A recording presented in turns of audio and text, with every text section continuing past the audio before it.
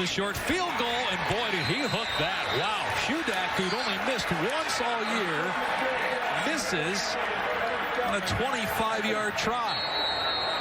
So Today's Thursday, December 6th. It's really going to expose my uneducated mess of a mind that I have in sports. Man, you were shooting here, and you hit like here. Am I just a dumbass? Which, is very possible and actually might be a real thing. Your wrist position in neutral is actually not straight. Your wrist position in neutral is at a 15 to 20 degree incline. How close was your relationship with Campbell? He's personable. He's definitely a player's coach. It's weird that someone would break up with you when there's so much cake. Oh! Are you proposing childbirth microtransactions? All right. So let me tell you about the reproductive system. If the first thing that you notice during someone's orgasm is the smell,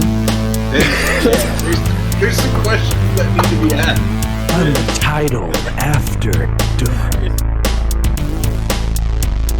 Hello, and as we go live, you will hear that Skeetap just punched the microphone out of pure rage. Just got to get that testosterone flowing for this stream.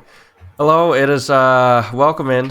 Hope everybody's had a good day. Hope everybody's having a good night. Hope everybody's having a good whatever time of day it is for you. Whenever you decide to watch this, or if you're watching this live, whatever time zone you're in, we hope you're doing well.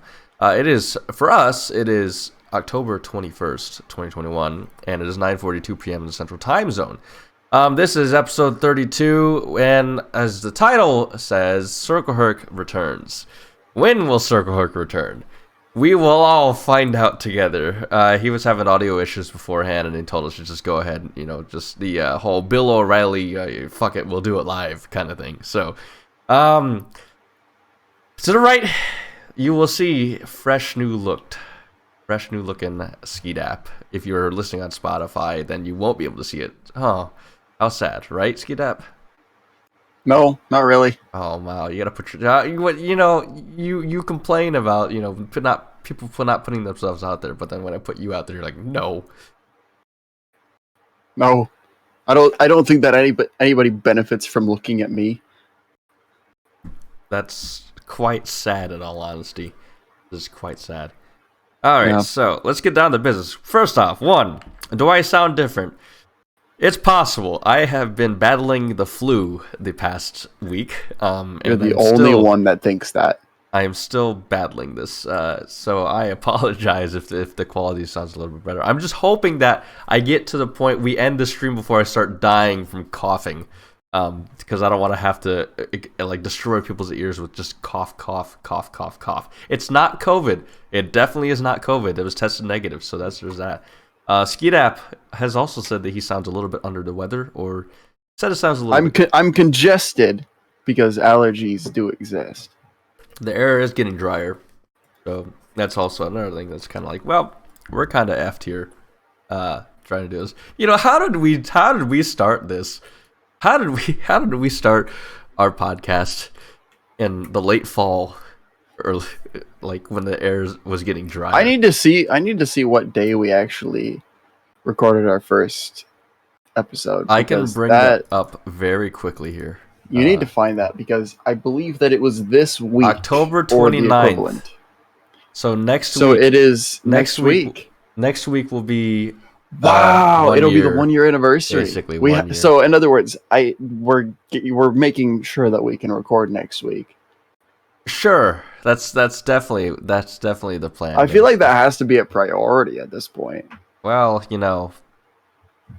the one thing that I learned in life over the past 2 years was that you got to prioritize some things and sacrifice other things.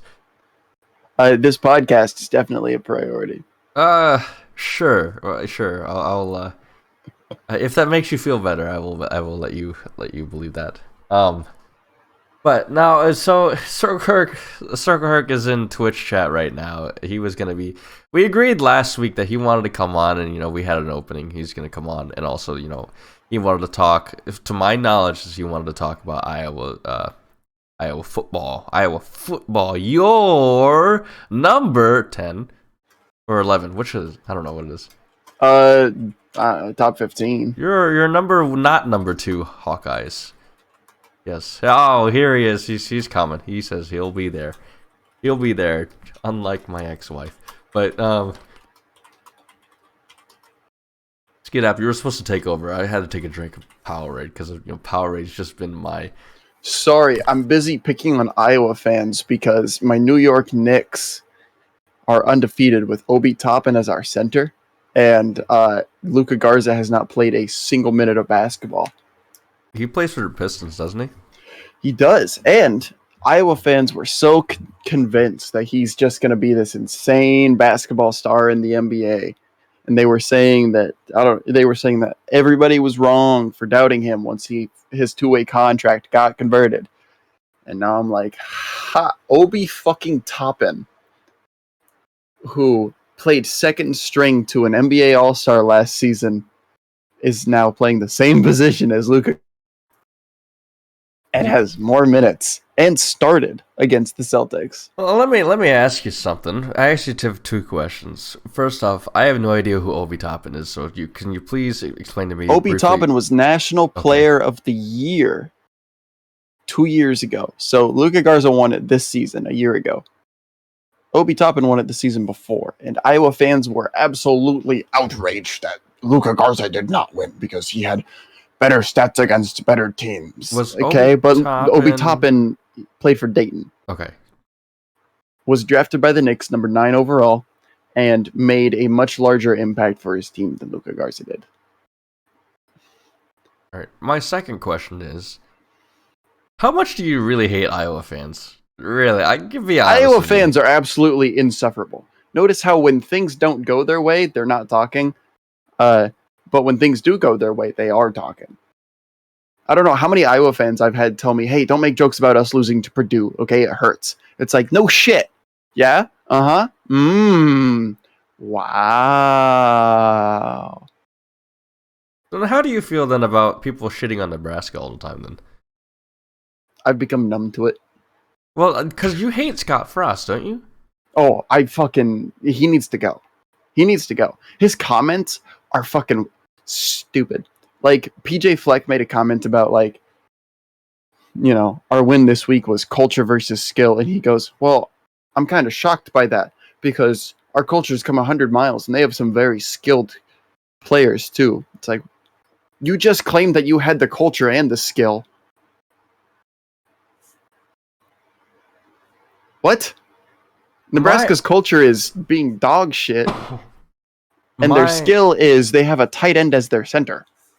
My memory of him was, the biggest thing that I remember was, back in 2019, I was watching an interview with him, or like a post-game presser or whatever it was, like that. And I was just thinking, he's a college coach, right? He's a college coach. Culture is everything in college. These are kids. No matter what, and that's the problem I also have with people with college athletics. People like watching college athletics is that they don't understand that these are just kids that they're watching. Oh yeah, and like people just absolutely will ruin lives, and with the fact that social media exists now, and it really makes things a lot worse, in my opinion. But he went on and basically said, like, these players have no heart. They don't have no soul. Like, they don't want to like play. I'm like, yeah. Like, you think that's gonna make your team better? That was the Michigan State game. He quite literally said, "We've done everything we can. It's now up to these boys to decide whether they want it or not." First of all, the coaching staff is always the first problem. Because if your players aren't playing well enough, fucking replace them instead of playing your first stringers for the entire game and then saying they don't have the heart. They don't want it enough. Then replace them. Tell them you don't want it enough. You're sitting the bench. And maybe your second stringers don't want enough. Replace them. Cycle through. And if your whole team doesn't want it enough, figure it out. You're the coach. You're the one giving out the money for players to play in college. Why is this a problem? Because you suck as a coach. Simple as that. Scott Frost is a dog shit coach. Which makes you wonder how he went undefeated at UCF. because none of those starters were players that he recruited. Okay. See, like I remember watching. And he played his second string a total of 47 minutes across 22 players. I remember watching that post-game press conference, and I was thinking, like, wow, he's really saying this about his team? Like, this is a man who's, like, it sounds like he just doesn't want to coach. It sounds like he just needs everything to be handed for him, because, like, if the players don't have the, quote, heart, you have to look at yourself, too. Like, what are you doing to... Like, your job as a coach is also to be a leader. Is that right? Am I understanding this right? As a coach, you're supposed to be a leader as the head coach, that's literally your only job. Yeah. Name one head coach who makes a single game time decision. Well, Matt Campbell does a lot of the special teams calling, but Matt Campbell's making the special teams. I don't know if I want him as a coach anymore. Yeah, we see how that's going. But if it's all about the culture and the morale of players, and that's just basic, leadership. If there's a morale problem, you have to take a look at yourself. What are you doing to either increase or decrease or have absolutely zero impact on the morale? And this is the coach whose wife and kids are currently living in Arizona. That's a problem. That is a problem. And you know what the underlying problem of that problem is? The fact that he got a co-ed pregnant. Is this true, or are these just rumors? I don't want to be spreading rumors here.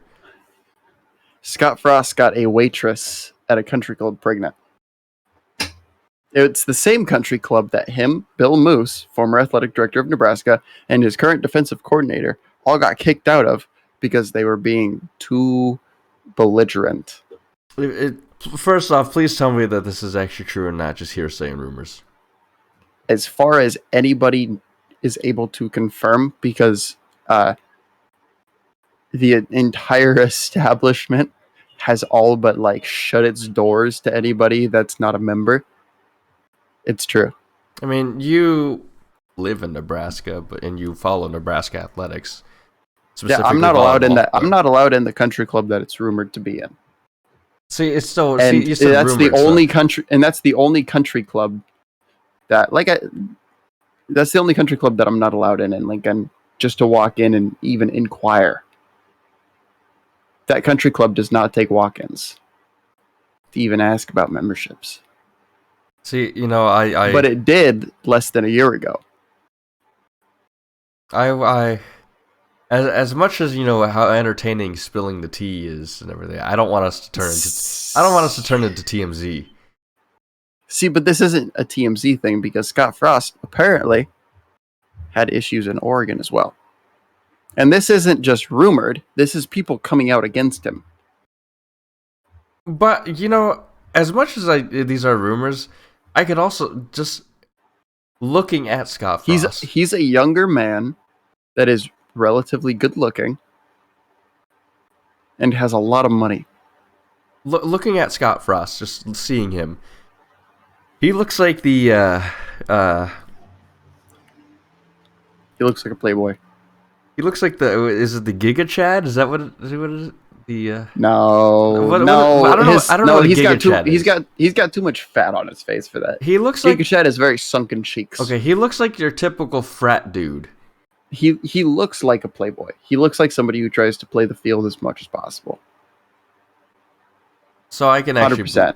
I would expect him to be more than Urban Meyer though. So no, I expect Urban Meyer over him for the sole reason of Urban Meyer strikes me as a very creepy older dude. 100%. Urban Meyer strikes me as the type that's going to try and touch your butthole. Let's move on. Let's move on here. Let's move on. All right. Circleherk, status sit rep. How is your computer situation working on? So while we wait for Circleherk, this weekend I helped with a youth retreat, and that meant that I got to spend a lot of time on the road driving. I spent a lot of time listening to podcasts, and there's only one podcast that I will genuinely listen to, aside from this one. There's this one small podcast that I do listen to called Untitled Underqualified. One of the hosts, I think his name is like Jared, incredibly good looking, sexy voice. God, I love that guy. He just has a problem staying on topic. But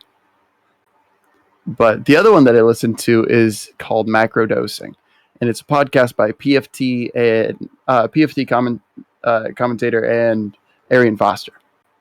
Absolutely love PFT. First of all, insanely funny dude, like super underrated. Any podcast that he's on, I'll listen to off and on because he's just so stupidly, like ridiculously funny, without even like acknowledging how funny he is. But his show with Arian Foster is so good because he has Billy Football on it. He has Big T. He has Mad Dog as well. These are all Barstool Sports employees. Everybody but Arian Foster. And it's the only Barstool Sports podcast, aside from Pardon My Take, that I'm like, this needs to stay on the air. This needs to keep going. Because it has nothing to do with Barstool. PFT and Big Cat on Pardon My Take are just themselves. It's absolutely incredible. Like, those two are electric together. But PFT and Arian, they were doing an episode on people that have been pronounced dead, but people think that it was fake. And Arian goes on a 25-minute rant about how he hates dogs, but he loves his German Shepherd. Why? Because it's his dog. Because it's his dog. And that's a stupidly condensed version of it. 25-minute rant about that. Holy shit. Like, come on. Think about that. They did an episode on cults, and they had in the first 25 minutes was all about... Oh, shit. What was the first 25 minutes about? It was like cryptids or some shit like that. I was like, what the hell? This is a show about what? I just think that's so cool. Like, it's a podcast about whatever the fuck they want. Yeah, it's, like, produced by Barstool. But, like God. Oh, I hear Circleherk. I hear He's something. trying. I hear something. Hey, baby.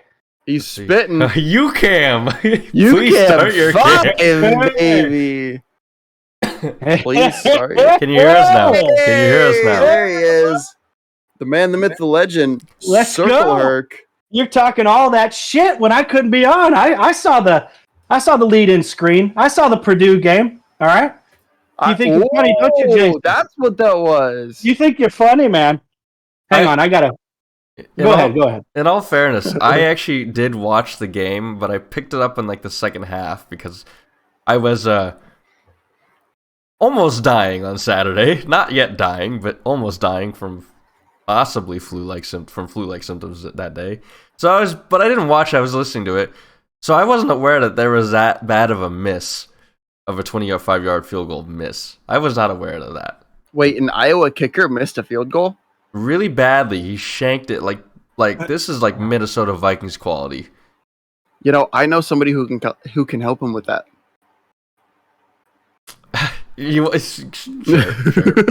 Sure. I have more Iowa football players that follow me than most Iowa fans do.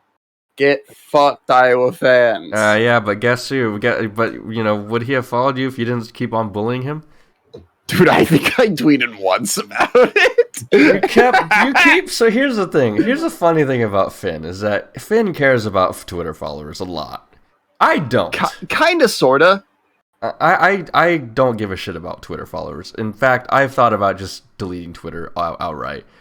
I just have my Twitter handle out there because I need to have some sort of contact information that's not my email address. And so every guest that we've had, the big ones that we've had, Graham Valdez. Actually, Graham Valdez followed you beforehand, but anyway, more like the two big ones: Dr. Jordan Tsai, esports physical therapist, and Keith Duncan, former Iowa kicker, now runs his own program called Keith Duncan Kicks. I believe that's the name. Those two guests that we had followed me on Twitter, and it was the Dr. Tsai one. Dr. Tsai followed me for I think a good 6 months until he didn't follow me. and this man at the bottom of your screen was so unbelievably salty about it. It was actually very sad. It was. I could not believe it. I was like, no way. It was my favorite like episode that we've had for the sole reason of it felt like a legitimate like big time podcast that we were able to actually land. Like, I love you, Circleherk, and I love having you on. But this is the content that like I wanted to start Untitled Underqualified for. Just giving people a voice. And then suddenly I'm like, hey man, I really look up to you. Can we have you on my podcast? And he goes, sure. And I'm like, oh my God. All right. Just months later, half a year even, I noticed that he's following Jason. Because I always look to see like what our overlap is, because I'm like, how many people have followed Jason because they follow me? You know, and it's quite a few. Kind of creepy, obviously. I looked at with a lot of people, like Circleherk especially. I don't know how many Iowa State fans follow Circleherk, and so many of them, I figure out it's because I interact with them. Right. I'm like, that's wild to me. Like, they have some sort of influence. The funny thing about Dr. Sai is that after our show, I DM'd him saying like, "Oh, thanks for agreeing to come on the show." He's like, no problem." And then I get a notification, Dr. Jordan Sai follows you. Oh, Jesus, that's probably what it was. You fuck. But here's the thing, though. You DM'd him for I don't know how long, asking him to be on your podcast, and then it was like twice. Yeah, and you know, I just shot my shot one time, 100% conversion rate. Jesus. And then Keith Duncan was the big one. Yeah, because I'd been following him for months. You get so salty. I literally DM'd him because he didn't want to be on Around the Corn. I was like, yeah, dude, because you don't want to be on Around the Corn. Like, I was super looking forward to being on that show with you. Would you be willing to do this? I checked with Ryan. It's all good. God, that pissed me off. And then I tweeted about it once. Like, 60 some odd people liked it. All of them Iowa fans. I think you retweeted it, Circleherk. That was a great episode. Nobody follows me. Keith doesn't follow. You know, I don't get it. I don't get these follows either. So I think it's but I think it was the notifications popping up like, so-and-so liked the tweet you were mentioned and liked the tweet you were mentioned in. Mm. And you have like, what, 800 followers?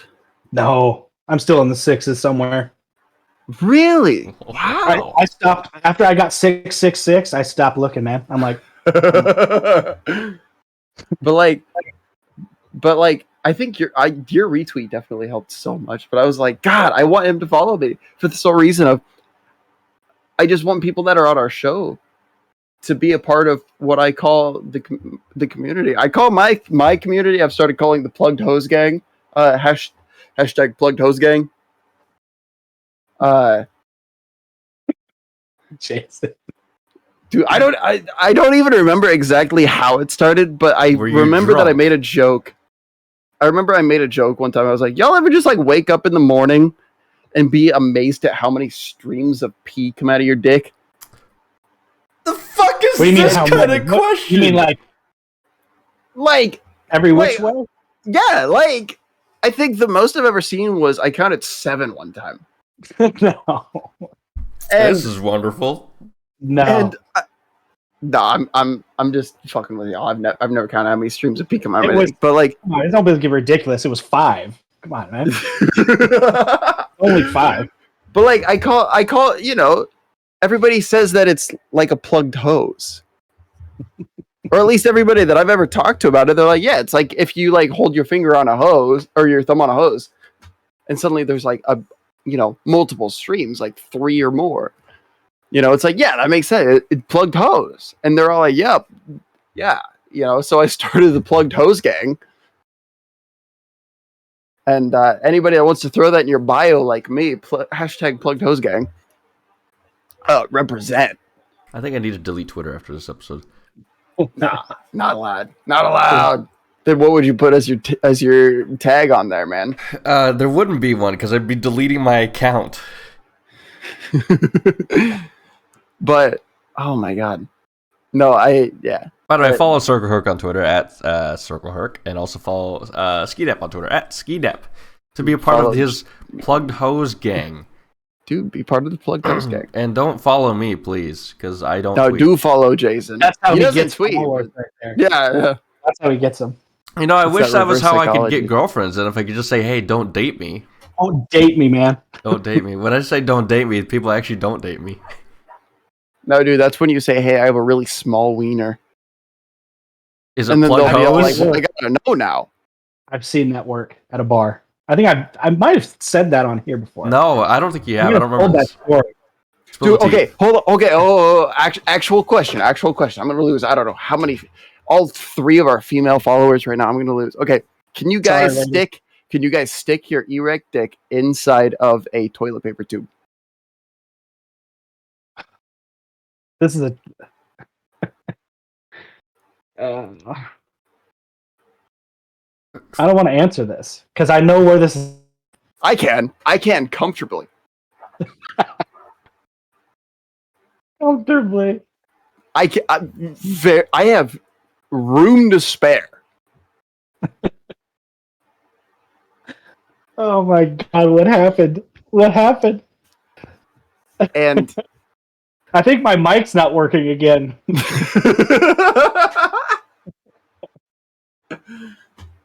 I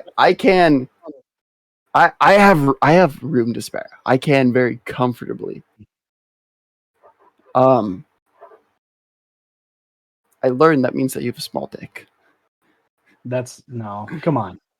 So I have accepted this fact. I also, believe it or not, have lady hands. No. You know that joke that people always make, like if your hand's bigger than your face, you have cancer. Like my hand's obviously not bigger than my face by a large margin, like not even close. So, and I've got a big ass head. So if my dick feels like decent sized in my itty bitty lady hands, that's not good. You did say no filter tonight, didn't you? You meant No. I said no topic, no censor, no shits my given. God, I apologize. I am shaking right now, and I'm not normally like nervous with stuff. I mean, you're always nervous though whenever you come on the show. I thought. Well, first, like before, like because normally shit like this, I always think that like my mic's not gonna work or something's not gonna work. That's what I'm nervous about. I didn't know it was like. Do you have any idea how big these toilet paper rolls are getting, or how? I mean, I can't believe how thick. I could fit me and a buddy in there.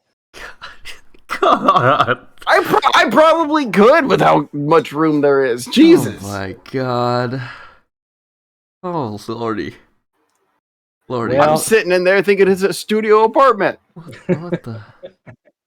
Oh my God. What?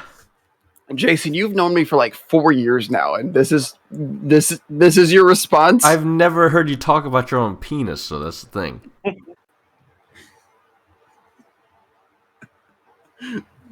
I've never been like secretive about how about like how I think of my dick. I don't know how to respond to this because one, my brain isn't processing as well because one, you know, your boy is recovering from the flu. 2, your boy just learned that your other boy is talking about his penis for the first time. And so you get slow brain and then shock factor. It's like, what am I supposed to do with this information? I don't know. I don't know what am I supposed to... I mean, it sounds like we need to go on Barstool podcast. I saw, go on Call Her Daddy or something, that one podcast. I don't know if you guys know about that podcast, but I was... Heard of it. I've never... My ex forced me to listen to it. It's actually scary. It's a scary show to listen to. That doesn't sound like good content. We don't make good content, but like I like to think that I know good content. Call Her Daddy, from what I remember, is a very sexual podcast. I actually brought it up to my human I'd sexuality. assume so. I brought it up to my human sexuality professor because I felt That's like saying, hey, this podcast called I Took a Shit is about defecating. Like, actually, you know what? We could rename our podcast called I Took a Shit. And it's not about defecating. It's just that we took a shit on a lot of things. We took a shit on a mic. Not like that. Yeah, no, Never it mind. Fits. Not like that. Never mind. That's about how I talk. Our episodes are just taking a shit now recently, it seems like. But so we do just kind of like shit words onto the microphone. well, that's why good. The reason, as many times as I've explained the name of the podcast before, is the reason was because it was untitled. We didn't know what to call it. Underqualified. We had absolutely zero business doing with this. We still have zero business doing this. I'm going to be honest with you. I kind of regret doing this because we entered an oversaturated market. No, 100%. We entered the widest. We entered the widest market in the world, and you know what white people do? Well, first of all, you want to take this, or you want me to take this? Jason, you answer it. Okay. What do white people do? Hello, person of color. What do white people do? To quote Dave Chappelle, white people do this. Black people do that. So I mean, you don't want me to go. I mean, as a person of color, you do not want me to say what white people do. I mean, white people discovered the Americas, and now we kind of own it. Yep. And we refuse to let anybody else come in. Oh man. White people discovered Korean pop music, and we refuse to let anybody else like it. Even to be Koreans. honest with you, to seriously answer that question, I have no idea what white people do. White people just kind of claim shit for their own and are like, yes, this is mine now. I invented this. I created this. This is mine. You are not allowed. And it's like, no, I literally created this. No, fuck you. Well, here's what I was getting at with Here's what I was getting at with the oversaturated podcast market. Do you mean just lifestyle podcasts? Well, like yes, no topic? because my first, I believe the first episode that we did, I targeted I took aim at the middle-aged, or no, not middle-aged, sorry, like in their 30s, college age, white woman drinking wine. Just the, yeah,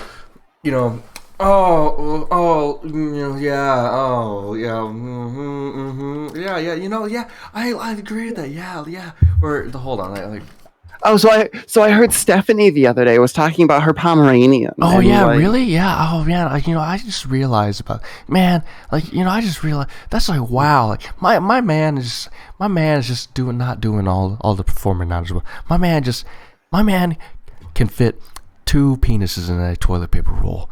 I need more than that. So you heard it here first, folks. Jason's man can fit 2 penises inside a toilet paper. So we entered a oversaturated, and that's what I thought about. And I listen. Whenever I'm working on my car, I have the radio on, and so you're listening to podcasts because that's what white men do. He doesn't realize, Circleherk. He doesn't realize. So when I don't listen to podcasts, actually, I really don't. I don't either. I feel like I said that earlier, but I don't. But every time I'm listening to the radio, just no matter what I'm working on my car or when I'm driving around, it's like, a lot of radio stations are owned by iHeartRadio now, or because iHeartRadio is basically taking over the radio. Yeah, a lot of radio stations are now. Oh shit. Yeah, it's a little bit disappointing, to be honest. Wait, do you have to be owned by iHeartRadio to be on iHeartRadio? I don't know. Or can you partner with them? Well, no, I'm just saying actual radio stations. That's an actual question. Do you have to be bought by iHeartRadio to be on iHeartRadio? I think you have to be partnered with iHeartMedia Group somehow. Partnered. Somehow. Okay, because our local pop music station advertises that they're on. That was a good one. That was quick and clean. Our local like pop music radio station out of Lincoln advertises that they're on iHeartRadio right now. Yeah. I think our local like adult music, in other words, they play whatever the fuck they feel like. Station is also advertising that they're on iHeartRadio, and I've never known if that was because they were bought by them or if they were partnered. That's why I asked. They also might be owned by. I think every station that's owned by iHeartMedia Group will advertise like the iHeartRadio app, and also like they will advertise podcasts that are on the iHeartRadio app. Which, by the way, the podcasts that they advertise, my God, like usually they're really bad. My God, like really, it makes us look like we're. It makes us look like we're Tony Award winning whatever, or I mean, I know Tonys are musicals. In theater now? I know Tonys are musicals and stuff like that, but no, we're like whatever. In theater now, boys. We're on Broadway. Whatever talk show, Emmy Award winning. I think that'd be. I don't even know. But no, yeah, I do know that I have noticed that on Sirius XM, like 100%, because there's a lot of like national radio stations that'll be on Sirius XM as well. Like I think the Breakfast Club, whatever station they're on, is on Sirius XM. They advertise that too on iHeart. Right, but I do know that they're bought. I do know that they're owned by iHeart. Sirius XM is its own thing, but the whatever station the Breakfast Club is on is owned by iHeart Media or Radio, whatever the main conglomerate is.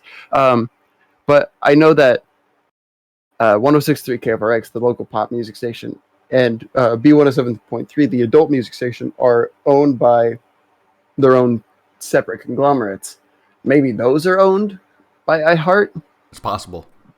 But they'll advertise. 106.3 advertises a podcast done by their nighttime DJ. Like they're like 6 p.m. to 10 p.m. DJ. You know, the one that people actually listen to.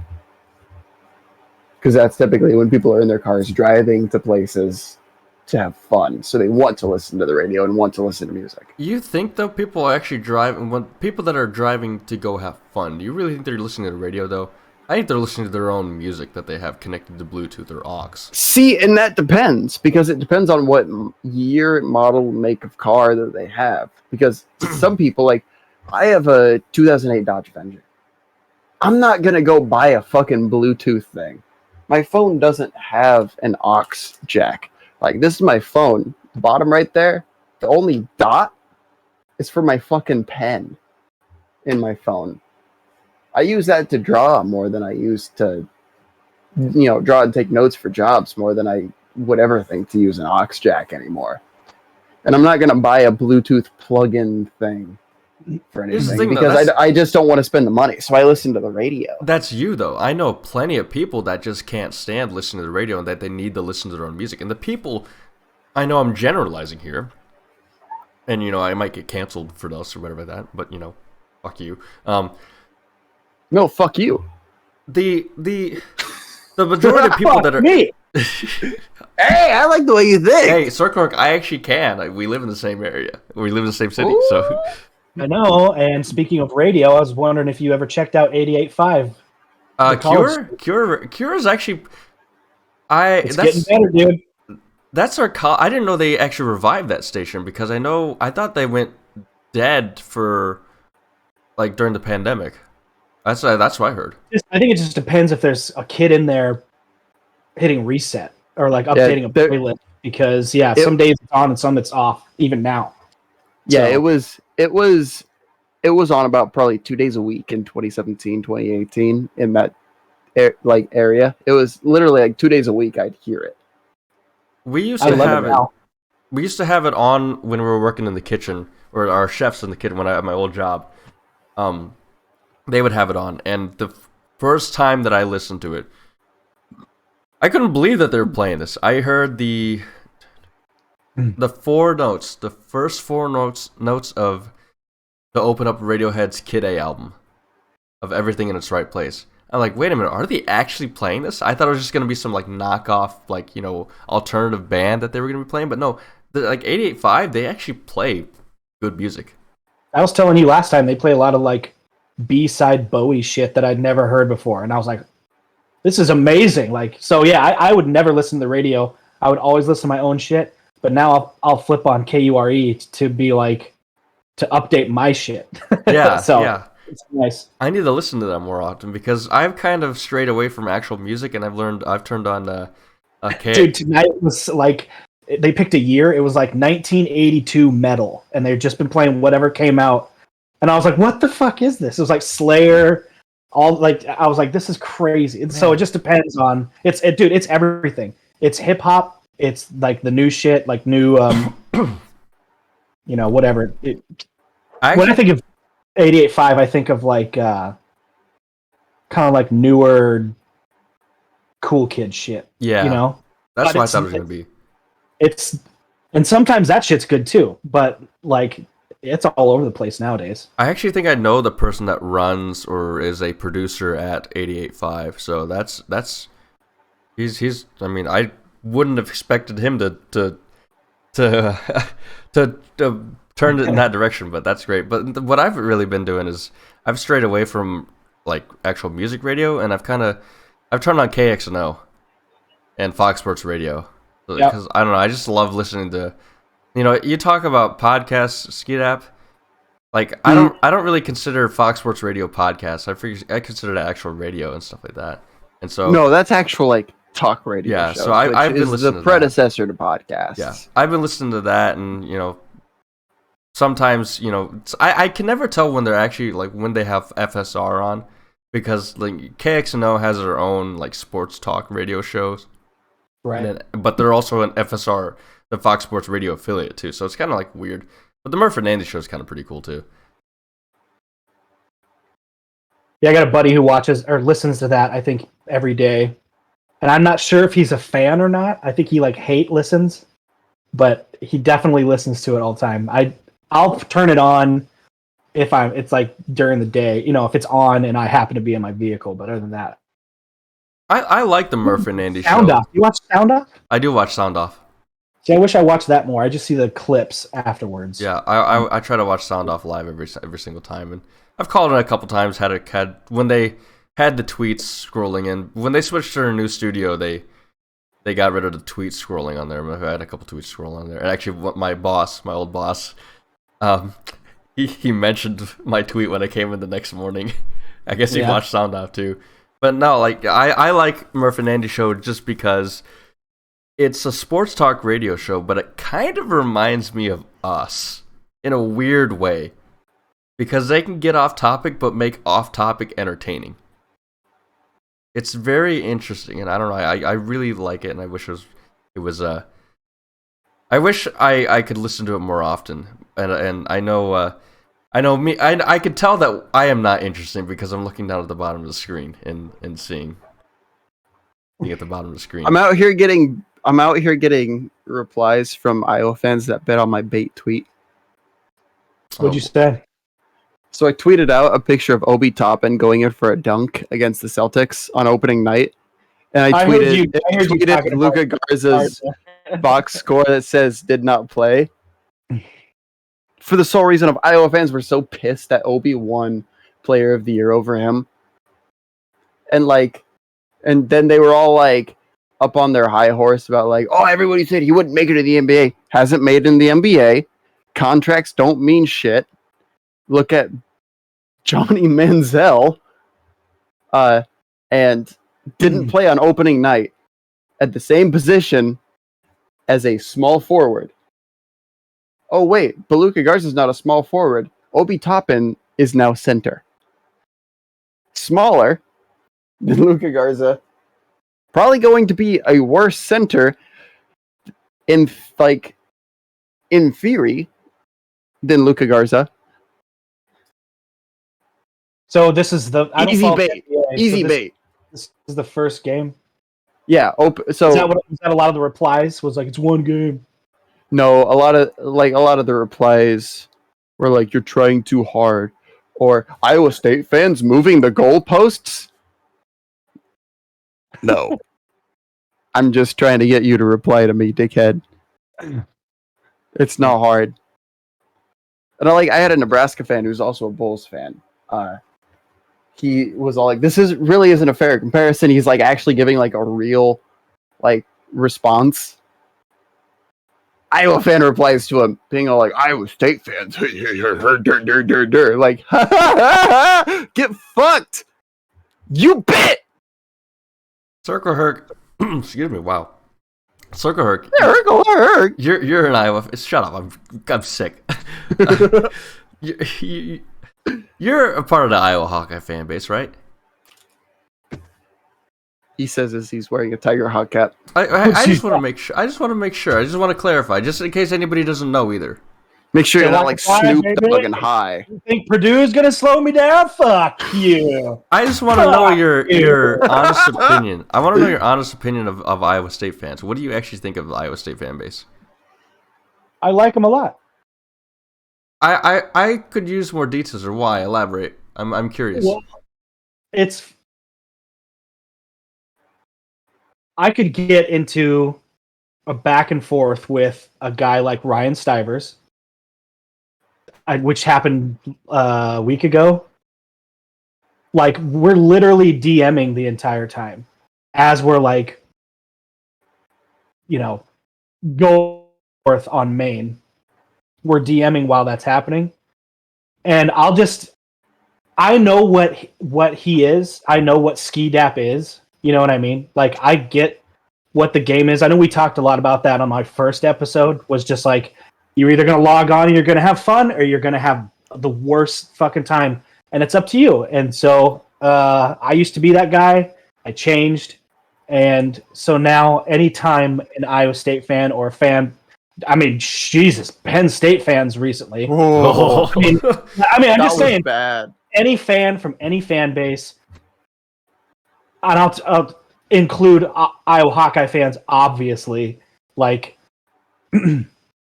I'm only there, like, I think my purpose on Twitter is just to be funny, or try to be funny, and try to almost like cool heads, because people get so worked up on a thing that's not real. Twitter's not fucking real. It's not real. But people pretend that it is, and I'm guilty of it. Everybody's guilty of it. Maybe not Jason, because he's smart, but like, it's not real. So what do I think of Iowa State fans?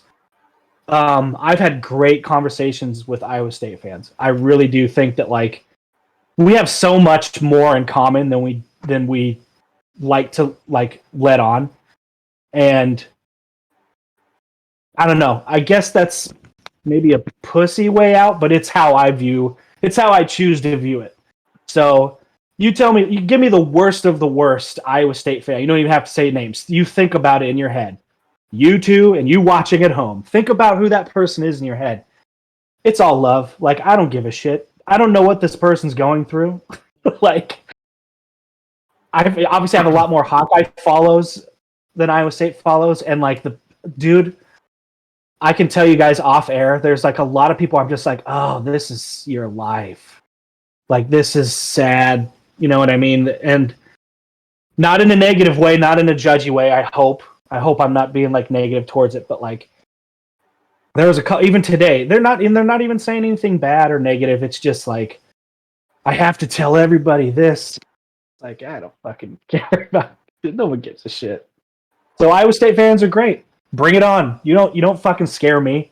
And if we get into a fucking argument, somebody's gonna walk away laughing, and it's gonna fucking be me. So if you join me or not, laugh with me or be salty. I don't really give a shit.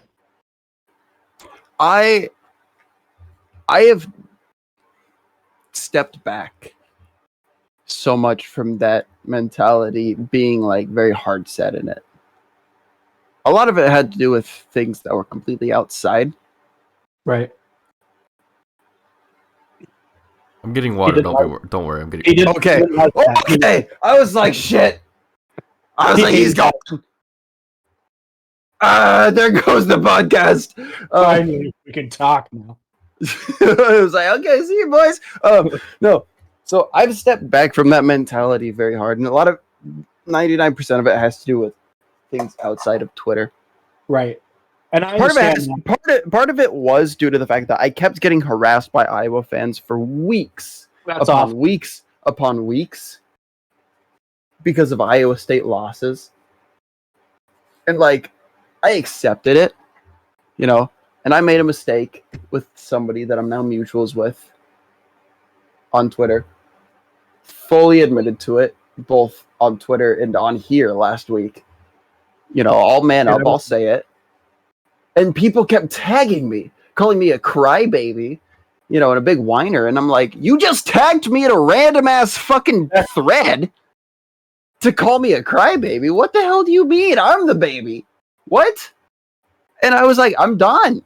That's I can't. Yeah, exactly. Like people are taking it to the extreme. Yeah, I'll start petty little shit throwing fights because like, who gives a fuck? Spencer Petras threw how many interceptions against Purdue? 4? That's literally more than Brock Purdy has ever thrown in a game in his lifetime. And we heard firsthand he could not throw the ball forward until his first game as a NCAA Division I quarterback. That's kind of sad, not gonna lie. We won a game where he threw 3 interceptions. Like, you know, like that kind of stuff, I will always pick fun at. And if people are like, "Oh, but we got Brock Purdy benched," so did UNLV. Believe it or not, Brock Purdy didn't end that game. Yeah, obviously we were winning that game. Let me ask you something, because I suffer from something. I wonder if you do the same thing. Mm. Do you hold people to your standards? Meaning, if you say that, right, and it's all in jest, it's a funny joke. You want the reciprocation to be equal to or less than. You don't want it to go over the top. Like, what's a good example? If I make a joke about, and we'll talk about this later, if I make a joke about Hawkeye fans booing injured players, and I use that word very loosely, we'll talk about that later. Sure.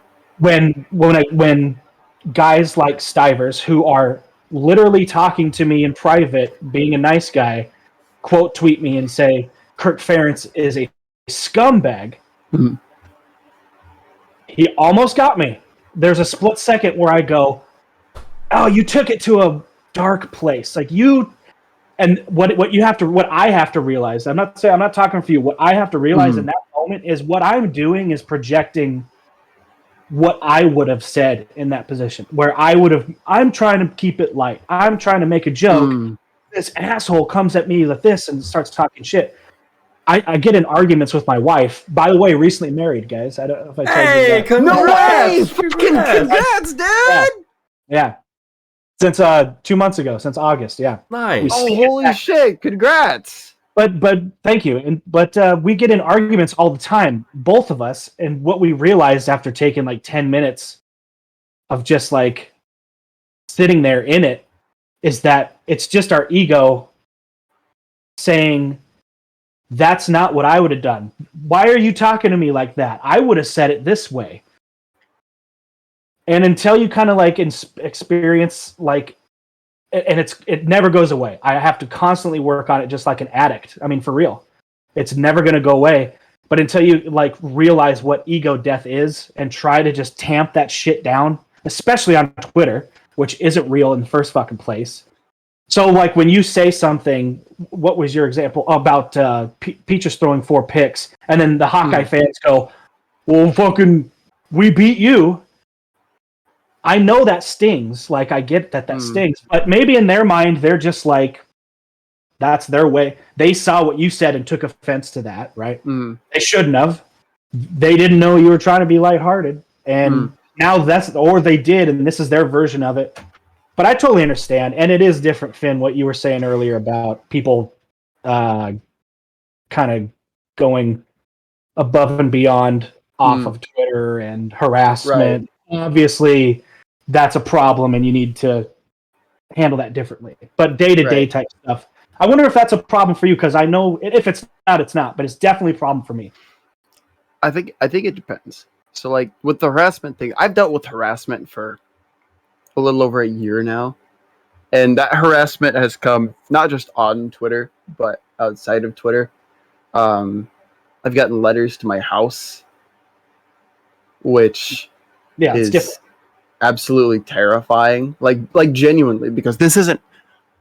I don't own this house. This is my parents' house, and I'm proud to say that as somebody who lives in their parents' house, as somebody who also lives in their parents' house because they're a felon and can't get a job at the age of 29. Shouldn't be sending me letters. Mhm. That was a direct jab at someone. If you know, you know. But like, that I don't brush off, but I can handle. Right. But then, like, there are times where, and I can't tell if they're joking or not. There have been times where I think that they're joking, and it turns out that they're not. Because I've had it with you. I've had it with yeah. you. But and I'll be like, what? And you're like, oh, this is what I mean. And then I'm like, I'm an idiot. I just didn't get it. You know what I mean? Right. And it's very hard to tell with me because I'll take a super serious topic, I'll make a joke about it, or there are times where it's like anything that has to do with like human rights, LGBTQ stuff, race, anything like that. I tend not to make jokes about it unless it has to do with the group that I'm in.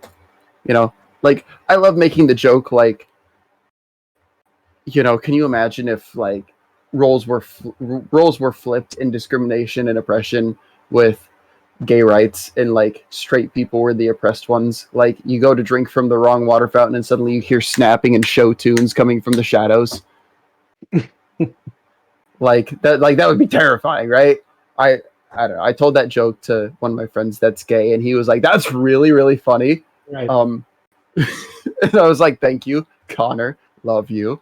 And like, and so like stuff like, I'll make jokes in private, but those aren't things that I joke about publicly. But then suddenly I'll make like some super, super dry joke about like, I make jokes all the time about the Chris Doyle situation because I feel like that was handled so poorly for so many years. And that just really pisses me off on the basis of I don't know how many like African American friends that I've had that have played college football, and like how many of them get treated like shit in public still until people learn that they're part of their favorite football team. So like that really pissed me off, and I'll make super, super dry jokes about that. I think one time I made a joke about like, incoming. I think I made a joke about like incoming assistant coach of the year award to some school that had like multiple African American football players sent to the hospital due to heat exhaustion. I don't know how many Iowa fans I had in my mentions like, wow, this is fucking tasteless. I'm like, no, it's not. It's not. Like, you are the same people that would celebrate Dave Chappelle's latest special, which I know that you tweeted about, and we can maybe touch on later if we have time. Sure. But like stuff like that, like I'm very hard to read on Twitter, and I like to keep it that way because more than anything, some things can be joked about at times, some things can't be joked about at times, and it's up to the person to decide. But then when like, a really, really, really good example would actually be the Jordan Bohannon situation at the bar. I am of the opinion that violence is never the answer. I don't condone what happened, but also, if I was being a dick to people and somebody came up and rocked my shit, I'd be like mad at the situation, but I wouldn't be mad at the person because I would understand that that's just kind of how it goes. I deserved it. And I will always be of that opinion, whether I'm the fucking president of the United States or I am some dude who shines shoes at the local city hall. And I made a few jokes about that mainly because he was on the ground. Last I checked, that was my favorite picture. Him laying in his own puddle of puke. That's such a good picture. Dude's out there living his life. It's gonna be one of those shows, Jason. This is gonna get nuts.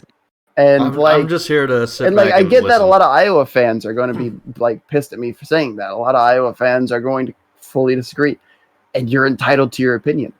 That's cool. But so long as you have your opinion, I will respect it, and I expect that you respect mine. No, again, I don't condone violence. Should not have been punched. But it happened. We have to quite literally accept that because we cannot change it. And so, like, I'm of the opinion, yeah, if he was being a dick, he got punched, he needs to accept it at this point. Because it happened. He can't change it. He can't go get unpunched. And if he and the guy agree to let Bohannon deck the guy, I'm gonna be like, cool. Sounds like a good plan to me. I literally could give less of a fuck. But it's one of those things where it's like, you know, opinions on Twitter will vary, and I made jokes about that.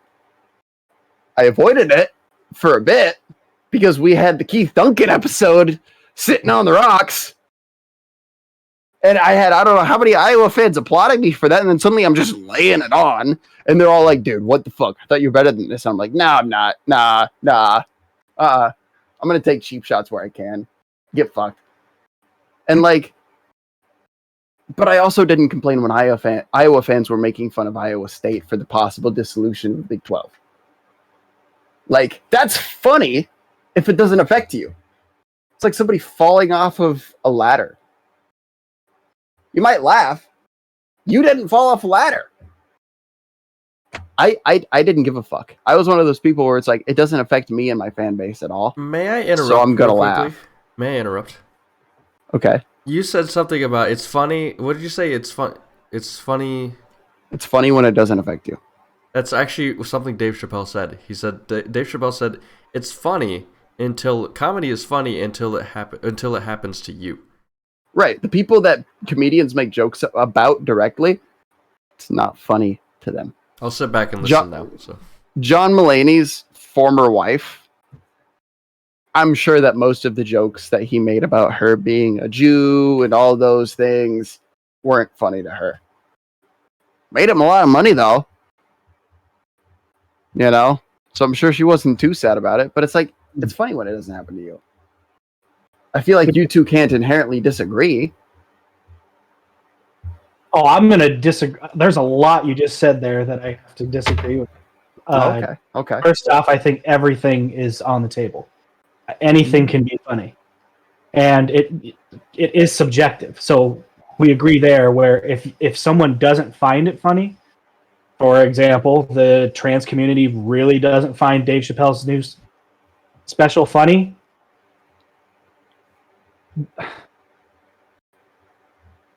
right, because it's about them. But the problem is I honestly don't know if anybody watched. I don't know if those people that walked out yesterday at Netflix watched it. And let's start here. Did you guys watch it? I did. I made sure that I watched it. It was actually really painful because most of it wasn't comedy.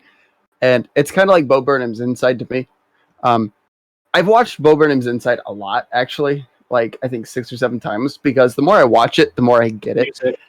Hate the skits. The skits suck so much. The white woman's Instagram made... No. The earlier when you were talking about white women. The songs in that stuff are great. But where he's talking... Actually, I hate it.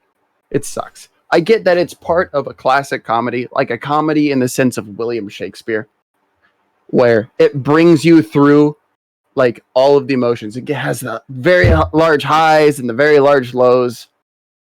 You know, all of that, because that's what a comedy was originally supposed to be back when they were first, quote unquote, created as a genre. Was they were supposed to just present a wide array of emotions for you.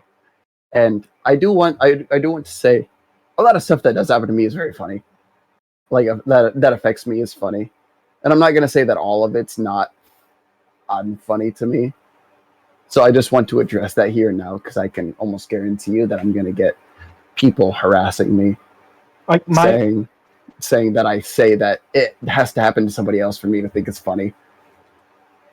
Everything about I guess when I say everything can be funny, like I really truly believe that. My biggest problem is hypocrites. So when someone says Jordan Bohannon deserved to get hit, I saw a ton of jokes from Cyclone Twitter that were funny, and I laughed at it.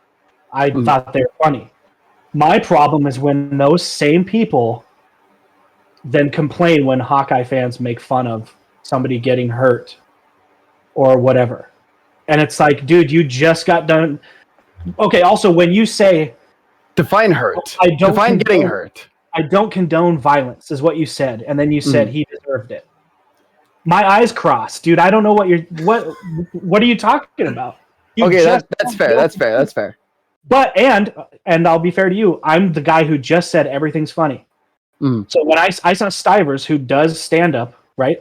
I saw him make a joke. I can't remember what it was, but it was funny to me. Like, I laughed. It was about that incident, and I laughed. So, again, if you don't laugh, does that mean it's not funny to anybody? And the Chappelle stand-up, I don't know what you guys watched. Or these people that are upset, I don't know what you watched. The last 15 minutes is like a giant love story, a personal story. His only trans friend that ended up killing herself. Right. Because of that community. Being connected to him. Right. If I remember correctly. She came out online and defended him after his Sticks and Stones special came out. And they really went out after him. And so she came on and to defend him.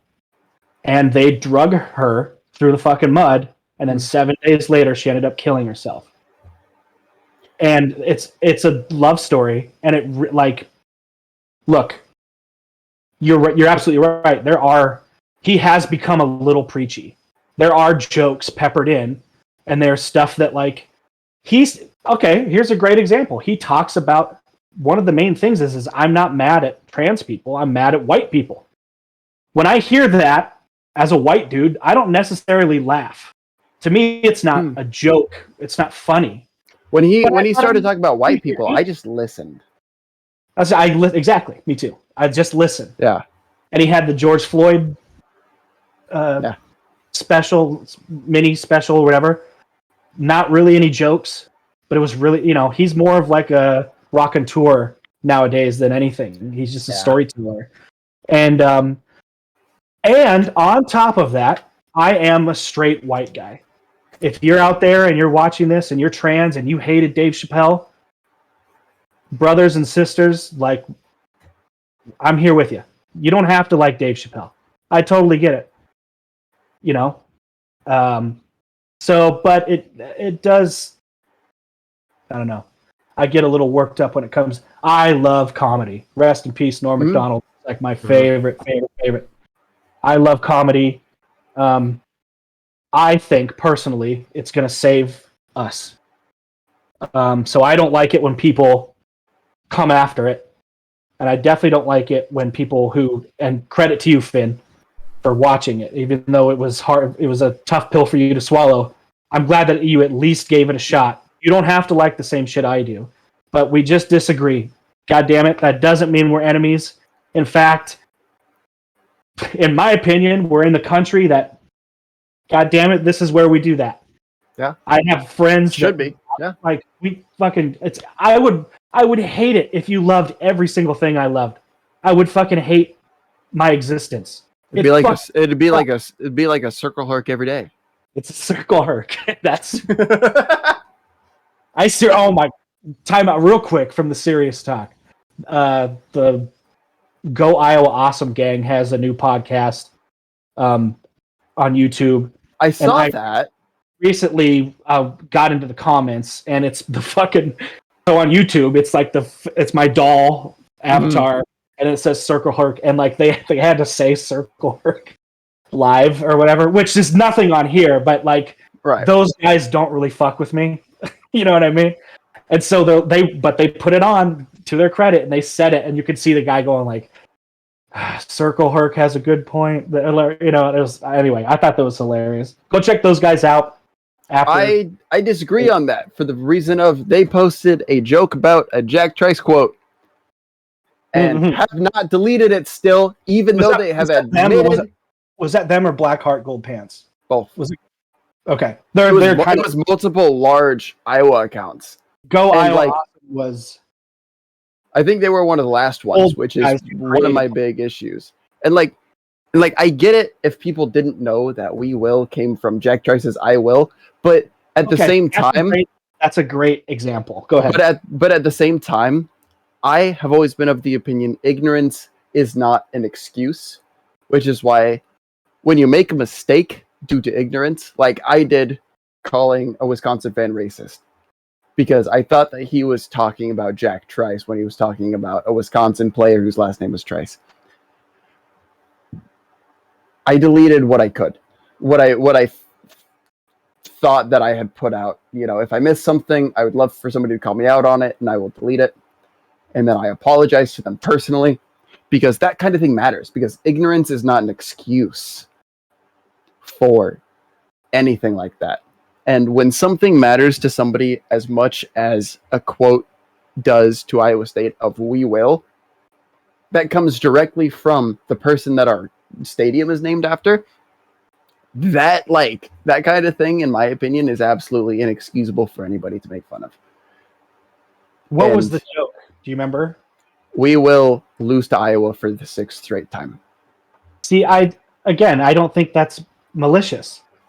I don't think that it was malicious, but I think that it goes to the point of ignorance of what it is and what the meaning of it is. Maybe.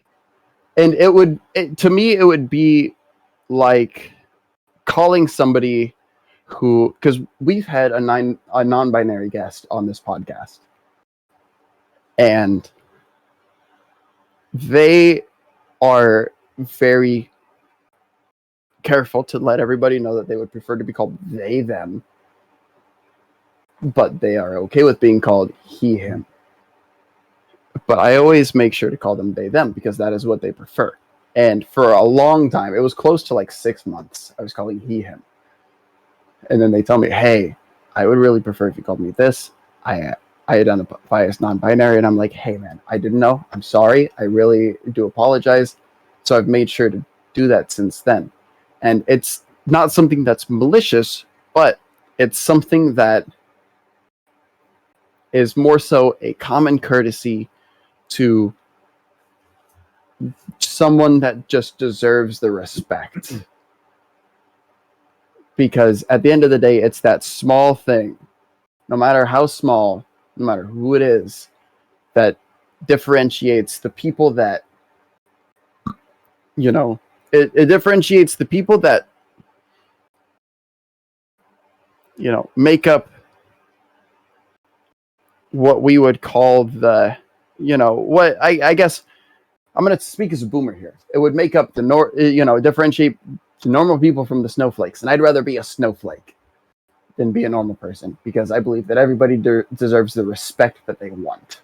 May I shed some light on the Jack Trice quote? So, I think... Do you not know a whole lot about the Jack Trice quote, I will, Circleherk?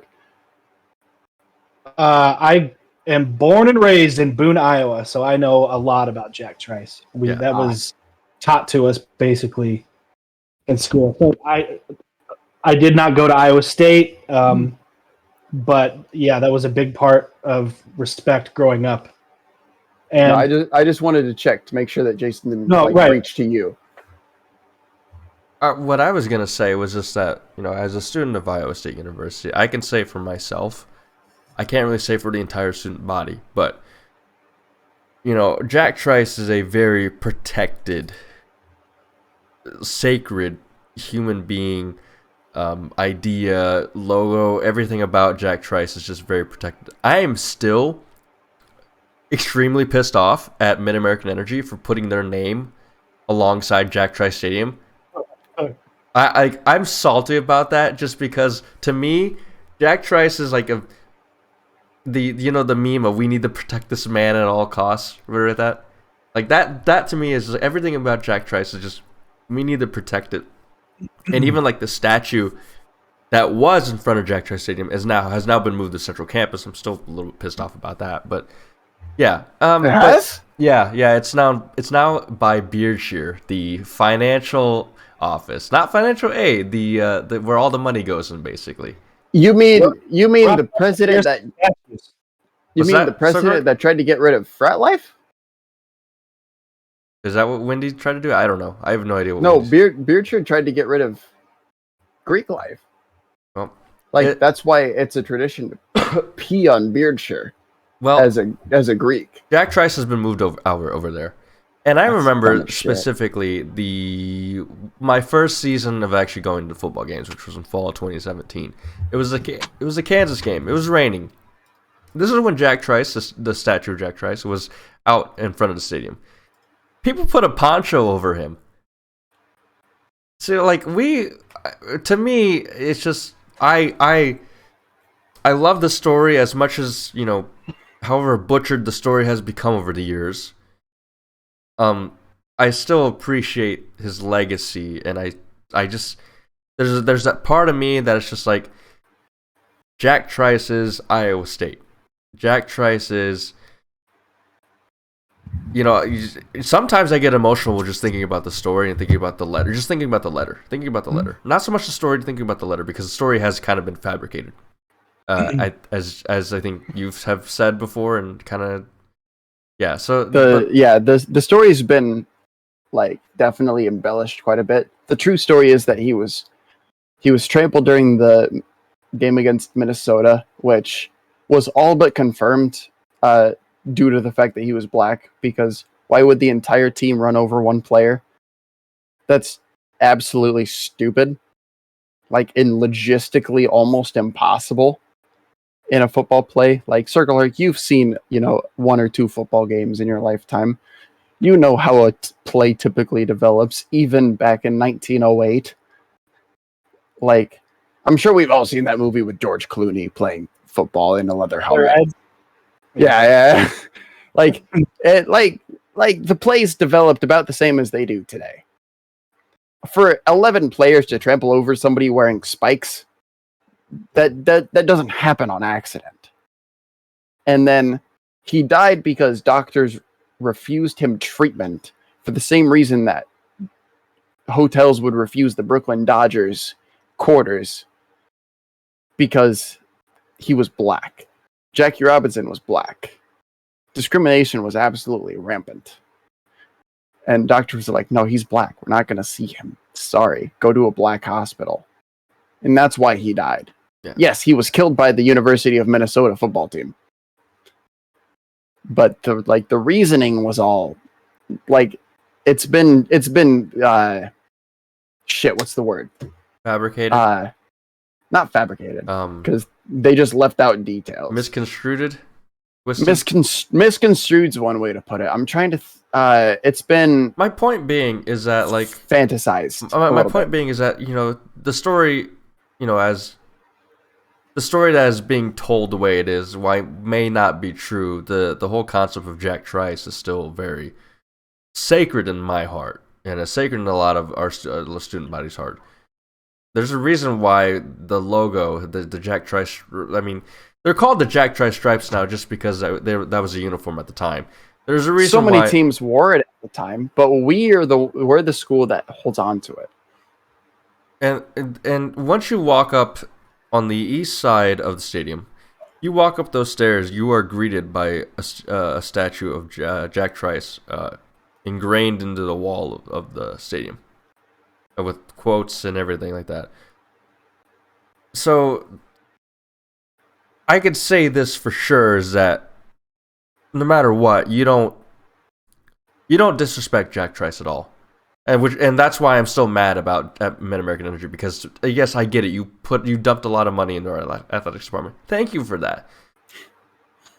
But get your dumbass logo and your name off of that stadium and off of that field. Because I'm of the opposite opinion on that. I'm not so much mad about that, because I get sports as a business at the end of the day, and I'm happy that we're the only I'm not happy that we're the only one. I shouldn't say that.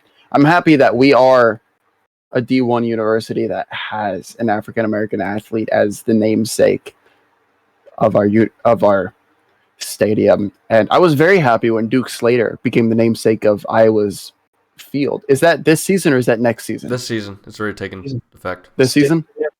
Wow, I would have expected it to be next season because what was it? Nebraska announced Tom Osborne Field being a thing like 2 days before the first game of whatever that season was, and then it took a little over a year for it to happen. A lot of it, I think, just has to do with the turf, like coming in and the logistics of actually putting it in. So, like, it wouldn't have surprised me had Iowa actually like taken a while to put it in. But like, that's the difference between you and I, though. Like, I am of the person that values morals over business. I see your point. I do see your point that, you know, it is a business, and I get it. You know, I fully 100% understand, you know, putting their name on there. It's just my morals take over in this scenario. Right. So if you were Jamie Pollard, you would have been like, "We're not going to put your name on there." No. Is what you're saying? No. I get that. No, I 100% get that, and I'm not saying that I wouldn't necessarily be in the same position. I can't say that I would be in the same position. I can't say that I wouldn't be. I just, you know, that's a position that I'm never going to be in. So I can't say that I'm mad about it, but I can't say that I'm not going to, like, you know, be like, if it wasn't there, that'd be better. Because it would be better if it wasn't there. I don't know the situation at Iowa. I don't know how long it's been Mid-American Field or what it was before. 2018. Originally, it was going to be Mid-America. It was going to be Jack Trice Field. Okay, right. When you say originally, like... So when they renamed it to Jack Trice Stadium, what was the name they were going to name it? Fuck. It was Jack Trice Field at Cyclone Stadium, I think is what it was. No. It was going to be named to something else that the stadium was. And I think they were going to name it after a former president. And that president or donor, whoever it was incredibly bigoted.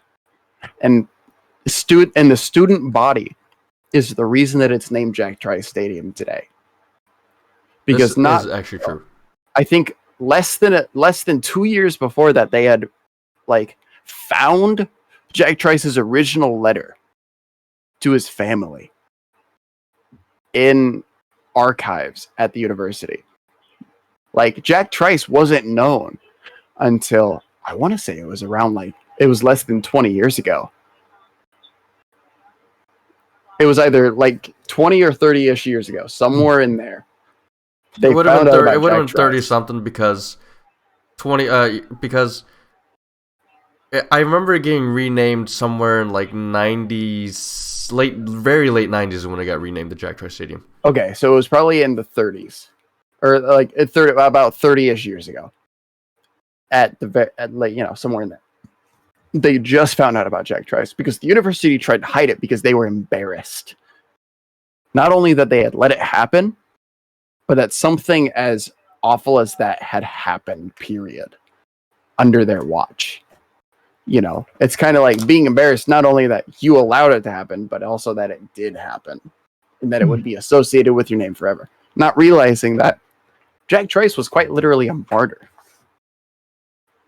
And a lot of it has to do with the systemic racism that's built into Midwest culture. And like, I say this as somebody who has grown up in the Midwest. We're pretty fucking racist, whether we realize it or not. Like, it's really sad how often I'll hear people say to me, like, you know, I'm not trying to be racist. And I'm like, oh shit, they're going to say something super racist, aren't they? They'll be like, Hispanic people really like bright colors. It's like, I like bright colors. I'm white as shit. What do you mean? The reason why I asked the timing was because I think not to take away anything you said, but to be honest about how things and culture work today, I think we're kind of victims of circumstance. So the reason why Duke Slater Field exists and got hurried up and isn't next season, it is this season, was because of what happened over the summer. Oh, I mean, that would make sense. No, 100%. It's always that would make sense. always been in the works. In fact, for a long time, it was almost the same story as what you're telling. I don't remember when it was. But somebody decided enough was enough. Ago, they were like, we're gonna name it either Duke Slater Stadium or we're gonna name it Duke Slater Field, and it got buried for reasons. Uh-huh. And then it happened, and did it happen too late? Fuck yeah, it did, and that sucks. Mm-hmm. But it happened, and that's something to celebrate. Everybody's celebrating it. Yeah, no, I'm celebrating it. If you think that Midwesterners are racist, and that's your truth, then that's your truth. But those racists, I haven't heard one peep out of those motherfuckers about Duke Slater Field. In fact, it's way cooler than U.S. Cellular fucking Field or whatever the fuck it was before, and everybody knows that. You know why? Right. No. Because Duke Slater wasn't black. He was a fucking Hawkeye. And that's what those motherfuckers care about. Hawkeye fans. So, yeah, you're absolutely right. Do we have problems? You're damn right. Are those problems getting better? I think so. Are they still there? Sure. But we're kind of all victims of circumstance, and you said you'd rather be your boomer type, you'd rather be a snowflake. I wouldn't. I actually hate woke. I hate it. But I love the things that come from it. I'll never pretend to be super woke. I still make jokes that are offensive. I'm not gonna pretend that I don't.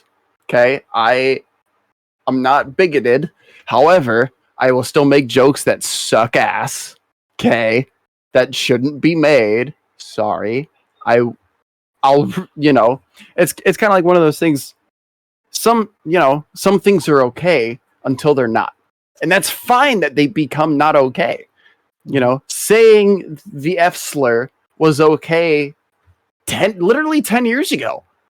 That's not that long ago. 10 years ago, Albert. I was in high school. Yeah. No, 10 years ago, St. Louis Cardinals won a World Series. Can you believe that? They won with the current manager of the fucking Chicago White Sox. How is this related? Let me just ask, how is this related? Things become okay and then they're not okay. Tony La Russa was okay in 2011. He's not okay in 2021. Still like, and that happens. That's fine. But the thing about being woke and woke culture is trying to pretend to be on top of what's not okay. And I don't like that. I never will like that. I will follow what I believe is best for the most people. But I would always rather be called a snowflake. I've got something to say, and I actually wonder, what do white people do, Jason? Here's my issue with woke culture. And if you want to connect it to white people, I could say this. My issue with woke culture. My issue with woke culture is it's mostly white people deciding it's mostly white people making decisions for people of color. Yeah. Well, not people of color, but it's people that aren't oppressed making decisions for people that are oppressed. So my issue with woke culture is like there are a lot of things that are getting canceled. We'll use canceled for reasons that they feel that they feel like it offends like the targeted group, but the targeted group actually really doesn't care. If that makes sense. I don't know if that makes sense. Can I get a little personal then? Yeah, go ahead. How do you feel about Latinx? I hate it. And I would have, from everything that I've heard is that those people don't like that at all. They don't like it. I hate Latinx. Can someone explain? I thought that was just taking the O out of Latino to make it gender neutral. Gendered. And so white woke motherfuckers are trying to make it so it's not by putting an X. Is that right, Jay? I don't want to. My understanding of it is that they're trying to make it gender neutral because Latino or Latina is gendered, and they're trying to make it in gender neutral by saying Latinx. My stance on it is I hate it. You know why? Because Spanish has well-defined masculine or feminine it's a gendered words. language. I wouldn't really say like fucking la mapa, like the word for map. I said I probably It's feminine. I butchered that pronunciation. I'm sorry, I'm sick, and I haven't spoken Spanish very well. La mapa es femenina. Yeah, so like the Spanish word for map is feminine. Like, do you think we really care if it's like, you know, a map can't have a gender? We're not gonna call it la map X or whatever like that. Like, counter argument. I've found a lot of. Thanks for answering that, Jason. I wanted to ask you that privately, so that's cool that you. No, I hate it. I despise it. I despise the Latinx, and I despise the fact that our multicultural center, or I don't even know, I think maybe our multicultural center on campus has also kind of turned to using Latinx and all this other stuff. My sole counter argument is I have found a lot more Hispanic people using Latinx than I have found them using Latino, Latina in, you know, my experiences. Yeah, I think a lot of them appreciate it more because it fits in. It fits in more to, you know, culture, to languages that don't have inherently gendered terms. Because literally every noun in Spanish is gendered. Mm-hmm. What is it? Doors puerta. Yeah, la puerta.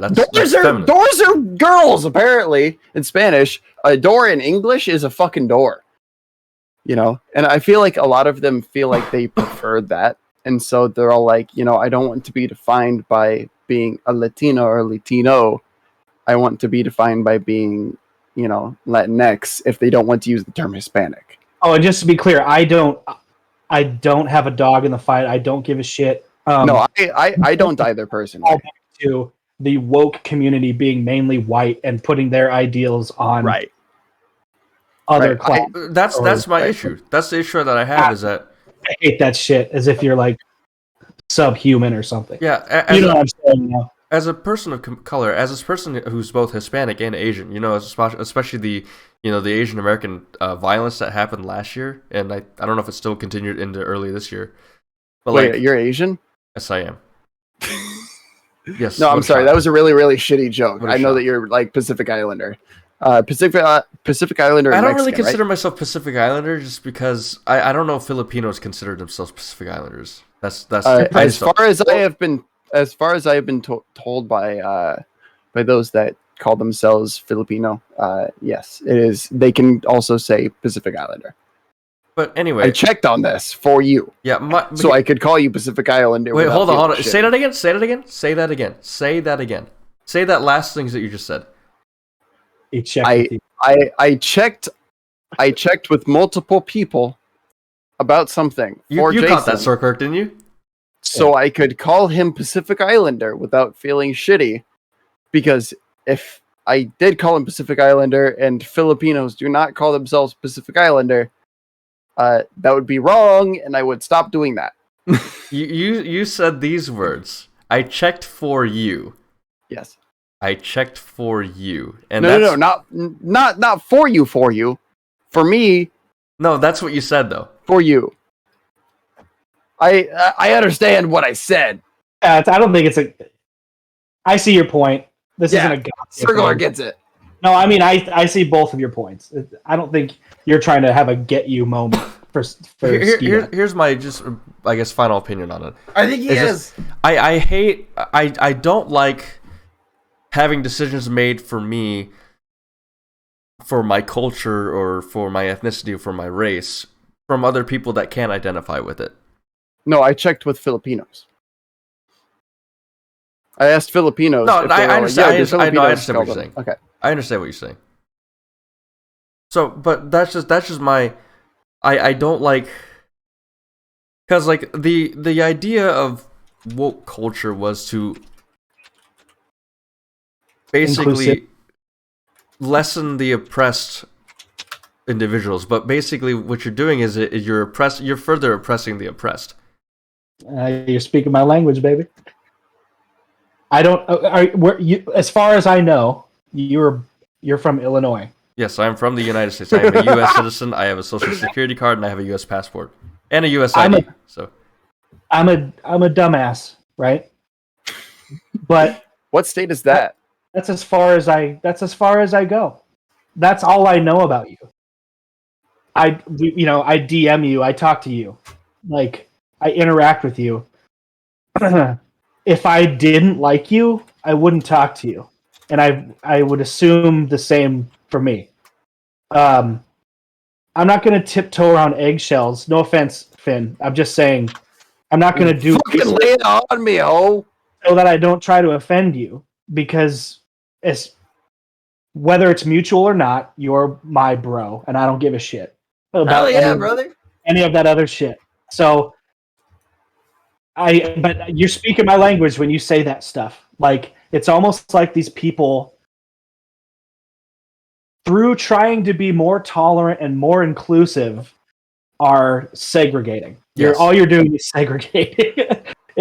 I think rather than with more steps. I think rather than making a decision for an entire group of people, the way my mind works is I ask people individually, hey, what do you prefer to be called? Like, because it's very personal. Like, some people, like, this might be a shock. This might be new to some people, but like, I'm also Native American.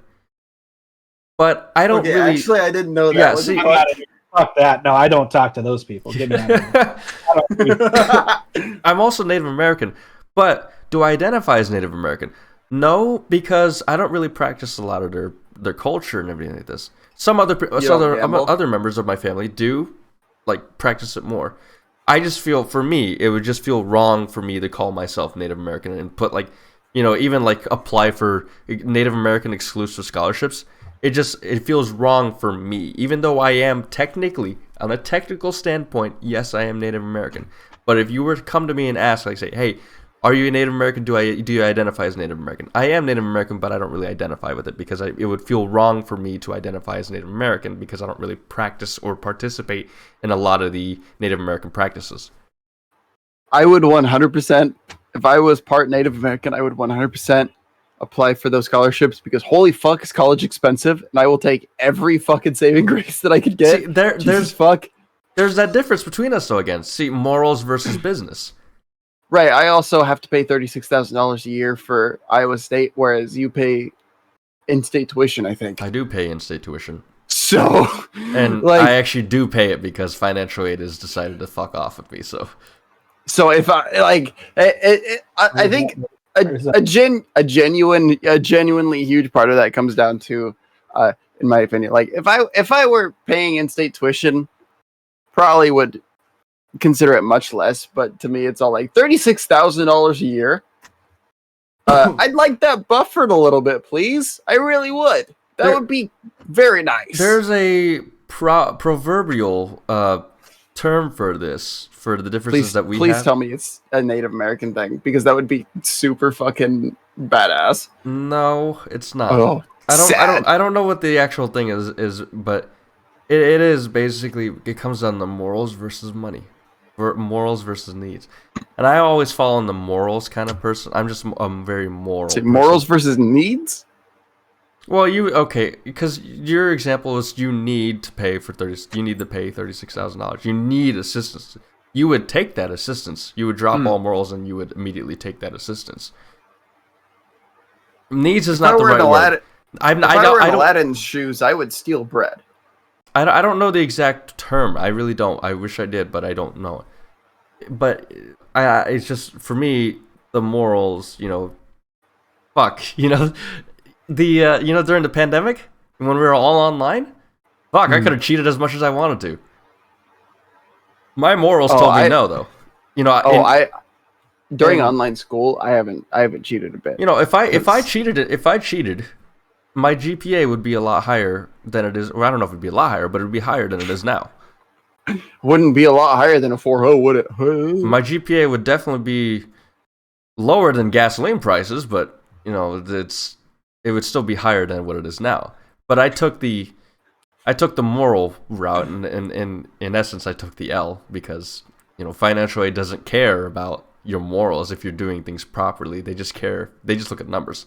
And you're a numbers guy too. I mean, I'm a numbers guy, but you're a numbers guy too. But I kind of look deeper into statistics, whereas like some people would just look at numbers and just make a conclusion out of it.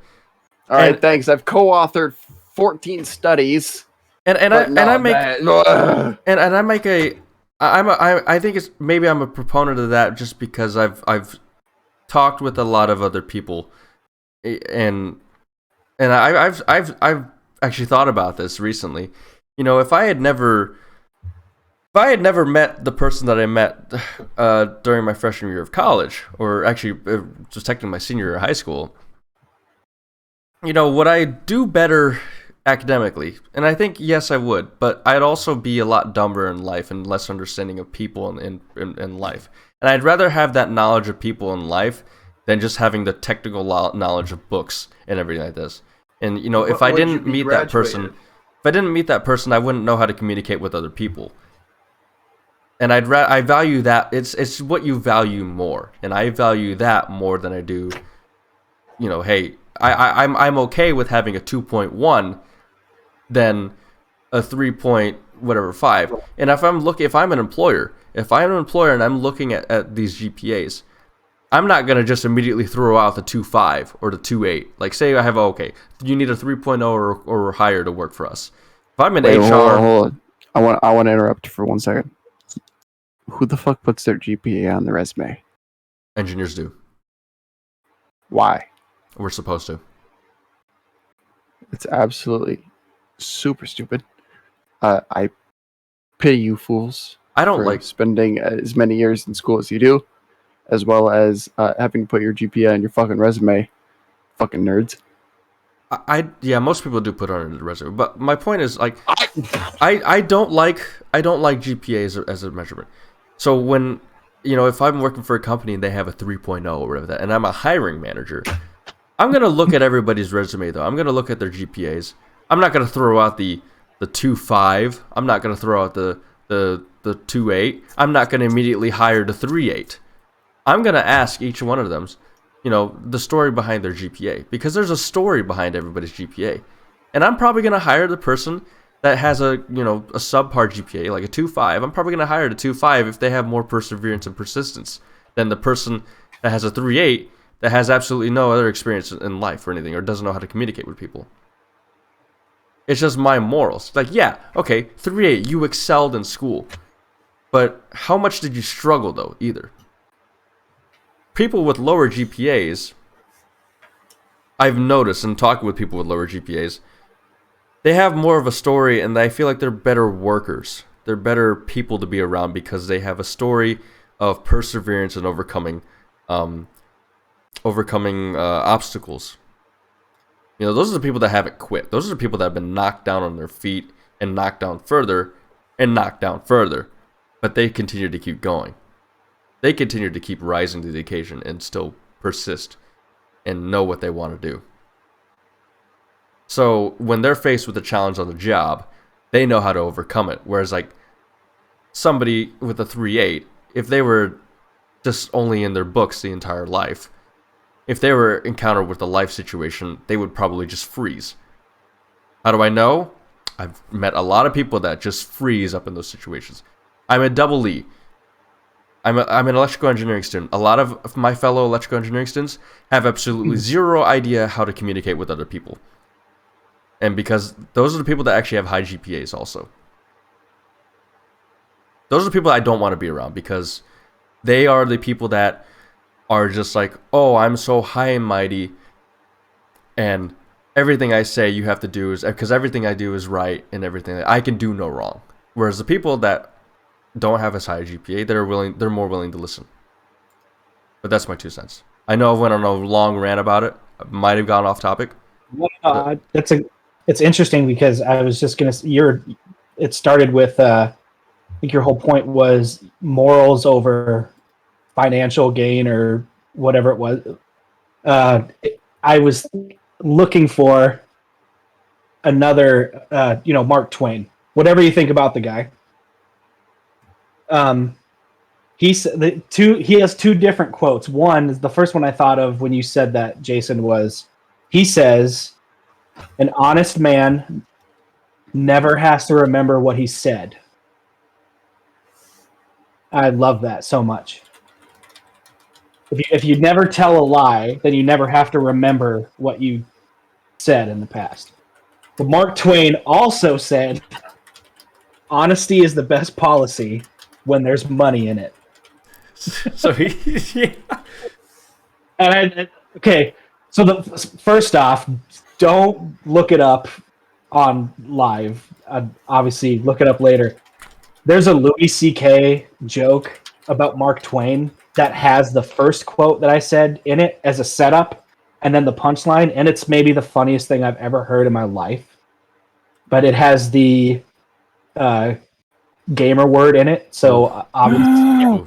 But it's not, and he says it, but like it's not what you think. It's not what you think. It's the joke is about Mark Twain. He probably says it in the context of, and I can't say, I'm a person of color, but I'm not black, so I can't say that, Dude, I have.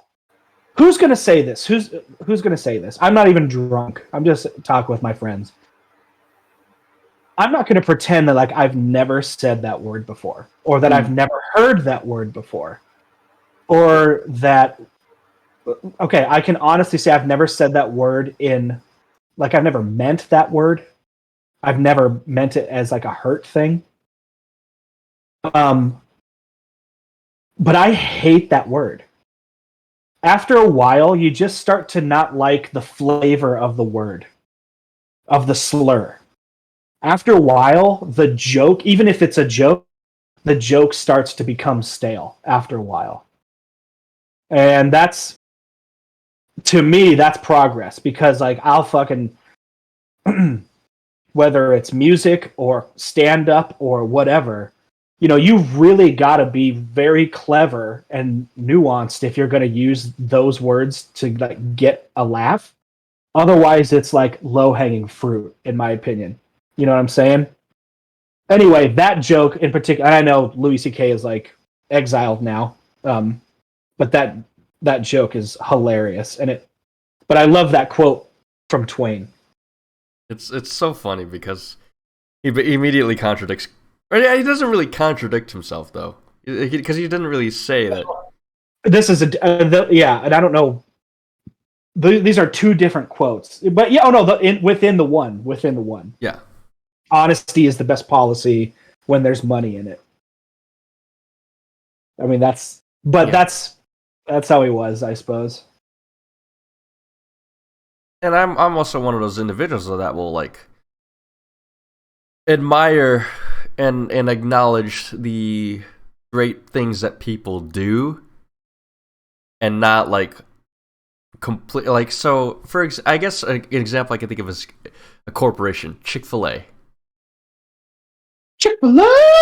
You know how Chick-fil-A and Hobby Lobby are anti-gay, basically, or they donate to.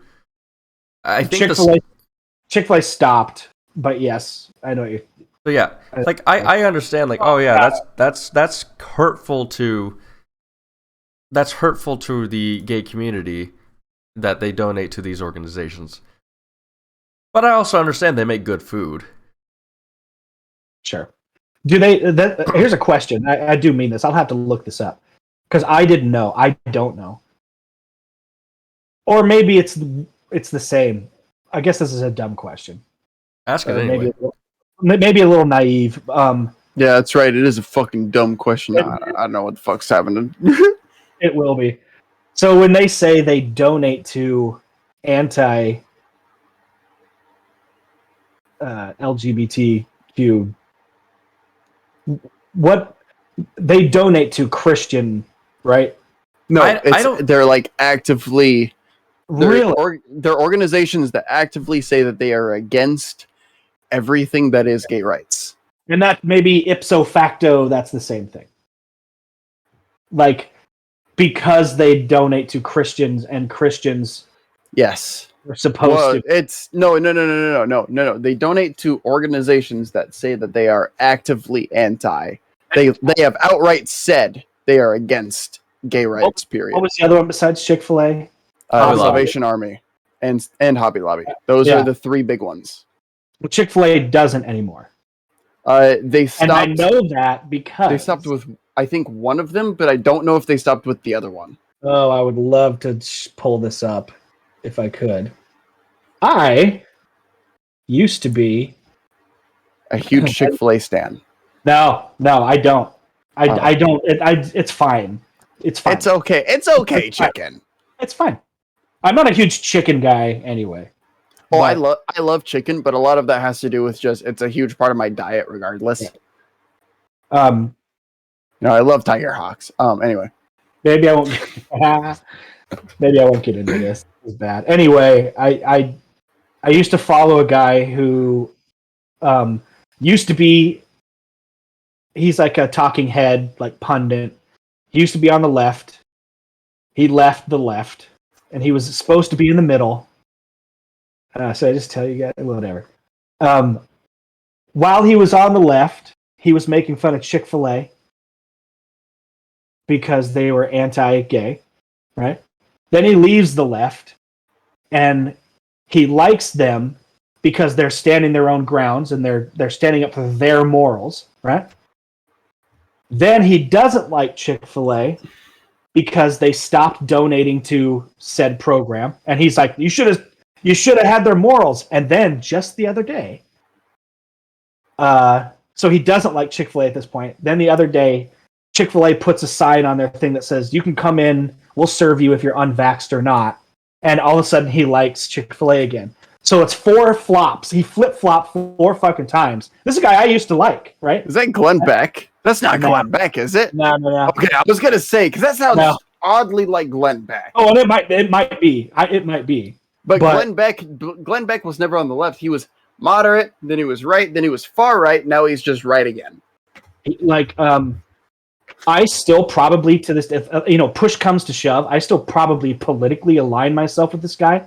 But I can't fucking stand hypocrites. I hate hypocrites, and so I tweeted at him, and I was like, and he verified. I mean, he's got his own show. I tweeted at him, motherfucker blocked me. Steve Deek, no, or whatever his name is. Okay, I was gonna say because that dude's a fucking prick. No, but this is what I'm talking about. This hypocrite culture. I don't give a shit. Like who you voted for.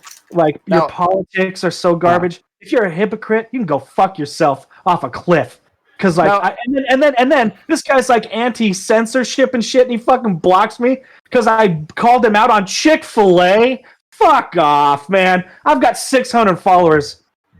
Suck my tiny little can't fit in a toilet paper roll. I can fit in a toilet paper roll dick. Come on, and you know what? Let's bring it back. I can fit it, Finn. You're not the only one. I can fit it, baby.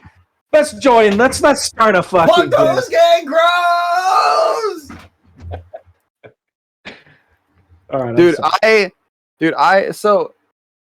I want to counter that question with a question of my own, or not a question, that statement of a question of my own.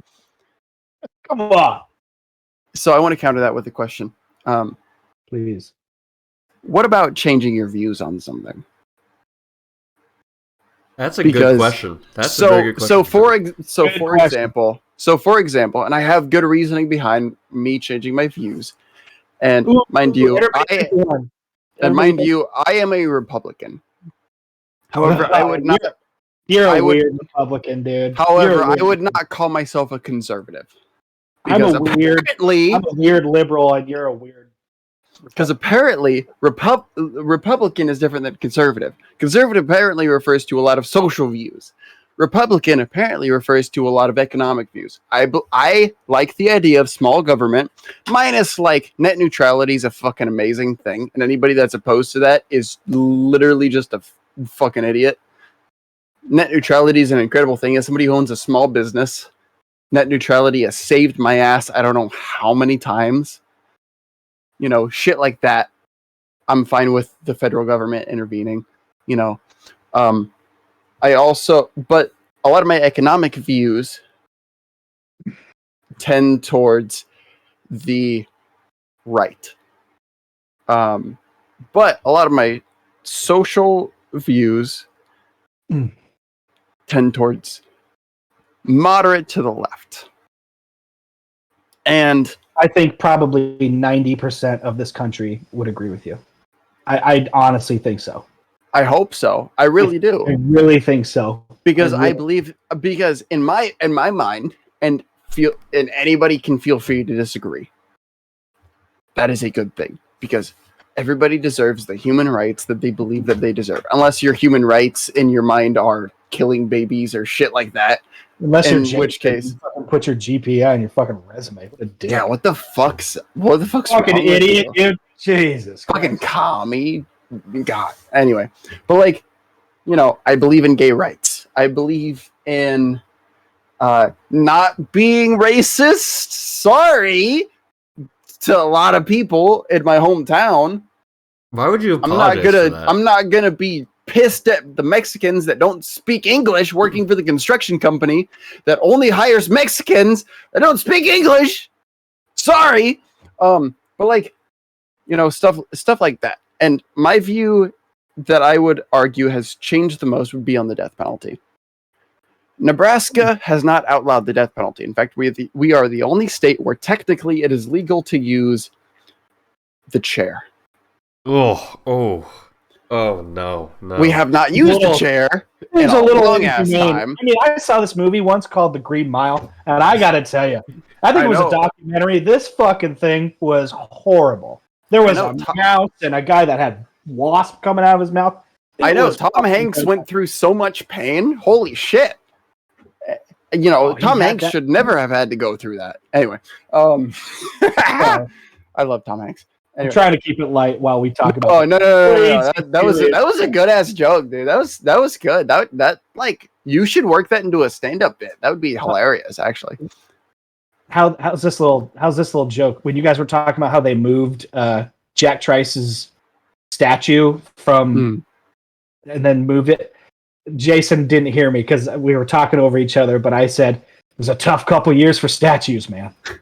Like, it was. Like, you're right, actually. You are right. That's a great example. That's another great example of like, I mean, you guys laugh. That's good. No, that's good. That's good. But if I would have tweeted it, it might not have fucking landed. You might be like, "What?" I don't think that I would have laughed at that. I would have been like, "What the fuck is this?" Anyway, sorry, I didn't mean to derail. Go ahead. No, you're good. But the death penalty, I'm not inherently opposed to the death penalty either. That's the thing. But Nebraska suspended use of the death penalty because the drugs are too expensive. And that's fair, because it's incredibly hard to get them, which is why they're so expensive, because it's so hard to get them. And then our fucking human thumb of fucking governor, whose brother ruined the Cubs, which I love, first of all, he goes in 2017, he goes, "Hey guys, I found more drugs." And they're like, "Okay, are they cheaper?" And he goes, "No, actually they're more expensive, but they're from India now. Guys, I found the drugs." And they're like, "No, Tom, Tim, Bradley, no, stop. Pete, that's his name. Fuck, I don't even know his first name. Pete Ricketts. Sorry. I did not vote for him. He refused me the right to vote in 2018 and 2019 because he said that because I was out of state due to school, I could not get an absentee ballot. That was a policy that he put into effect without passing it through our governing body, which we're the only unicameral state in the country, which means that we only have a Senate. We don't have a House. We just have a Senate. So when people say it passed the Senate, that's huge, actually, because that's our only governing body, aside from the governor. So, like, Nebraska's weird. And we suspended the death penalty because it was too expensive. And I'm not opposed to that, because we haven't executed anybody in decades. And at the same time, I also feel like we need to use it considerably more sparingly. We have on death row in Nebraska a man known as only the taxi cab killer. I literally don't know anything else about him. but he would call taxi cabs, kill their drivers, drive the cars to a remote place in Omaha, and leave it, walk back home. Next day, repeat. He killed, I think, 6 people. Literal definition of a serial killer, am I right? I don't think he deserves the death penalty. I don't think that what he did deserves the death penalty. Now, the Parkland shooter, a couple days ago, if not yesterday. It was yesterday. As I'm saying this. I think it was yesterday as I'm saying this.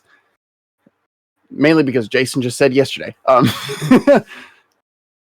Admitted to 17 counts of premeditated murder, which is punishable by death in Florida, whereas first-degree murder is not. Don't know why he admitted.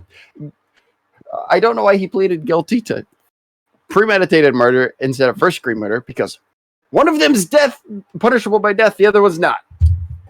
Fucking weird. Anyway, because you can plead guilty to charges that you're not, like, to charges that are similar, but not the exact ones that you're being charged with. Like, I'm not a lawyer, but that's how it goes. And he also pleaded guilty to 17 counts of attempted murder. 34 counts that he pleaded guilty to. The prosecution is trying for the death penalty. Fully believe that he should get that. Fully believe that. But the guy that why not killed the taxi? And the answer to that is that I have heard accounts of people that have spoken with the taxi cab killer. I.e., a former prison guard, I should say, that has worked on death row in Tecumseh. Tecumseh, Nebraska is where our death row is held. Fun fact, they're having trouble finding guards because of the recent riots that were, I think it was like 5-6 years ago at this point. They still can't hire people because of that. Like, close to 300 prisoners managed to fucking riot against the guards and killed like 2 guards. Just like due to blunt force fucking Let's move it along. We're approaching midnight here. Let's move it along. But fuck midnight, man. Anyway, like, Tecumseh is a fucked up place. But everybody that's spoken to the taxi cab killer said that he's just an incredibly polite, well-spoken, put-together man. And every time they've spoken to him, he has only said if he could do everything over again, he wouldn't have done that. And they asked, would you have not have killed anybody? And he goes, I can't say that, but I wouldn't have done what I did exactly. Whereas the Parkland shooter tried to plead insanity during his initial trial. You know how he did that? When he was tackled by police officers, like, to be detained initially.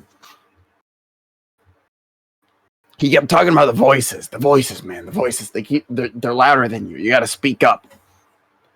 And then he was talking to a detective during his initial interrogation, and he kept talking about the voice inside his head.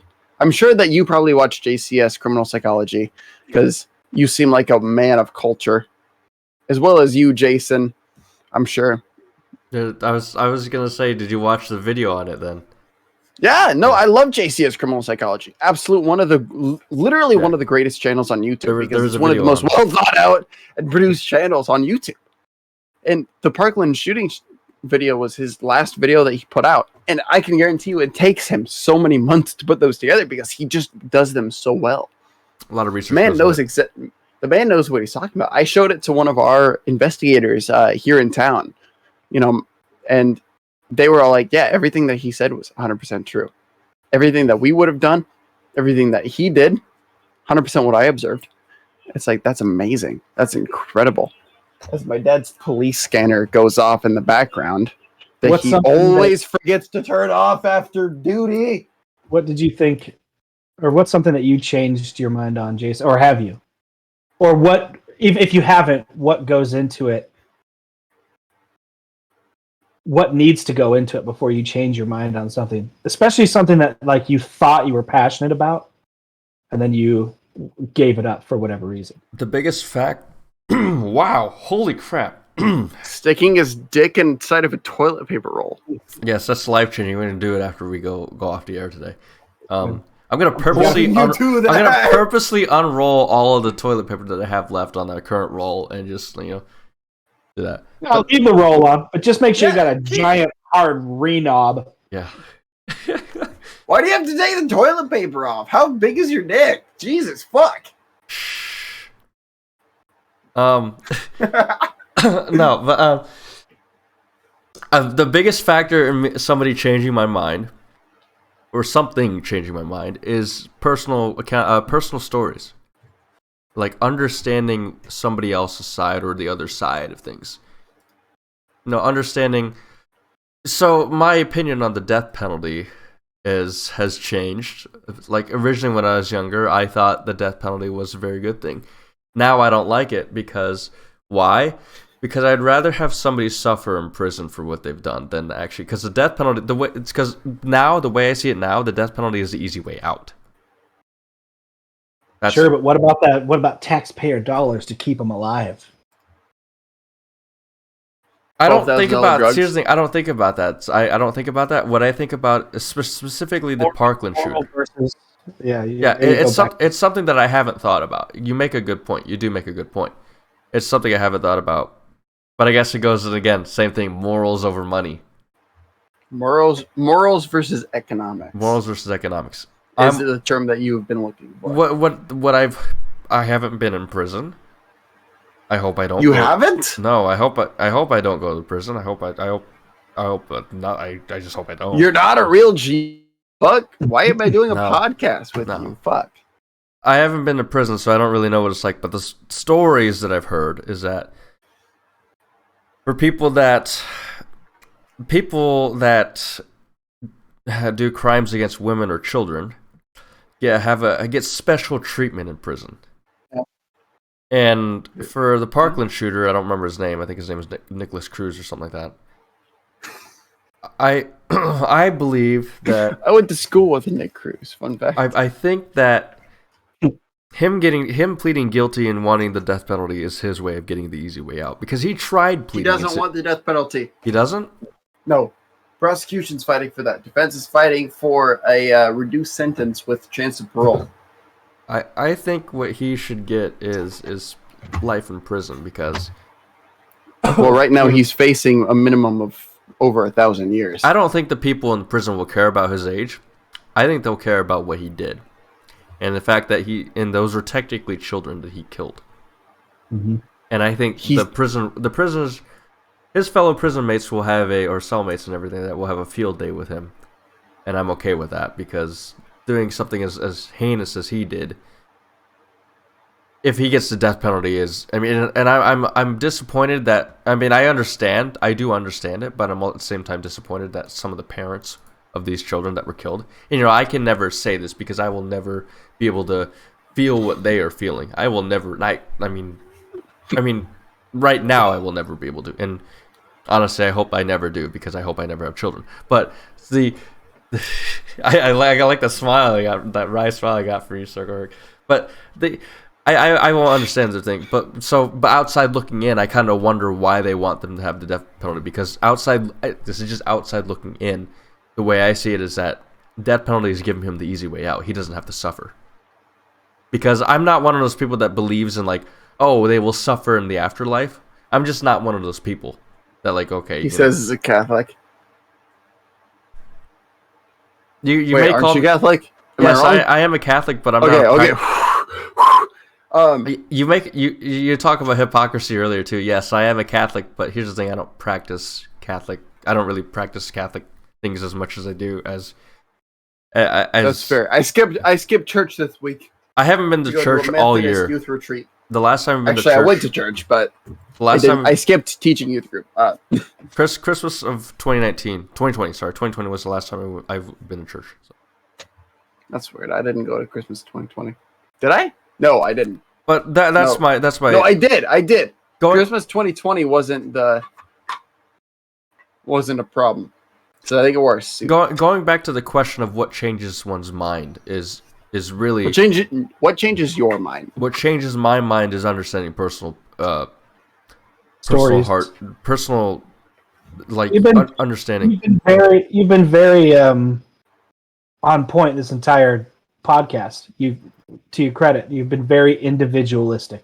You hold individuals very high. Have I not?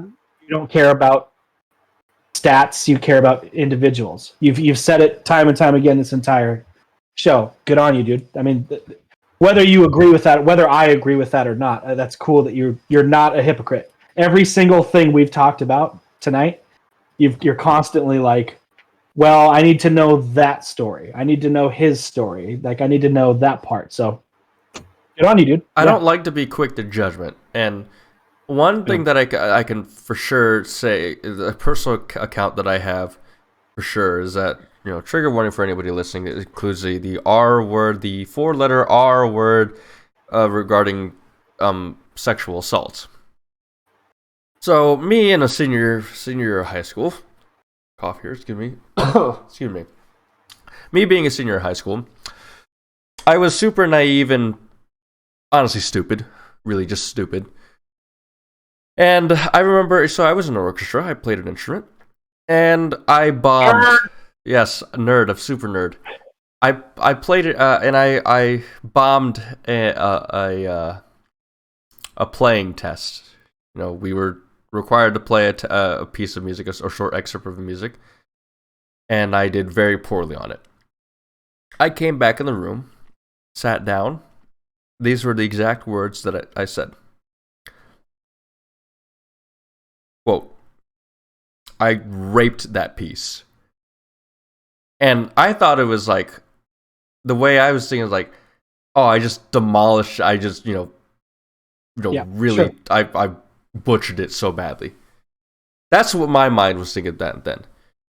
But then later on that year, I became very close to somebody who really, God bless her soul, my God, her strength.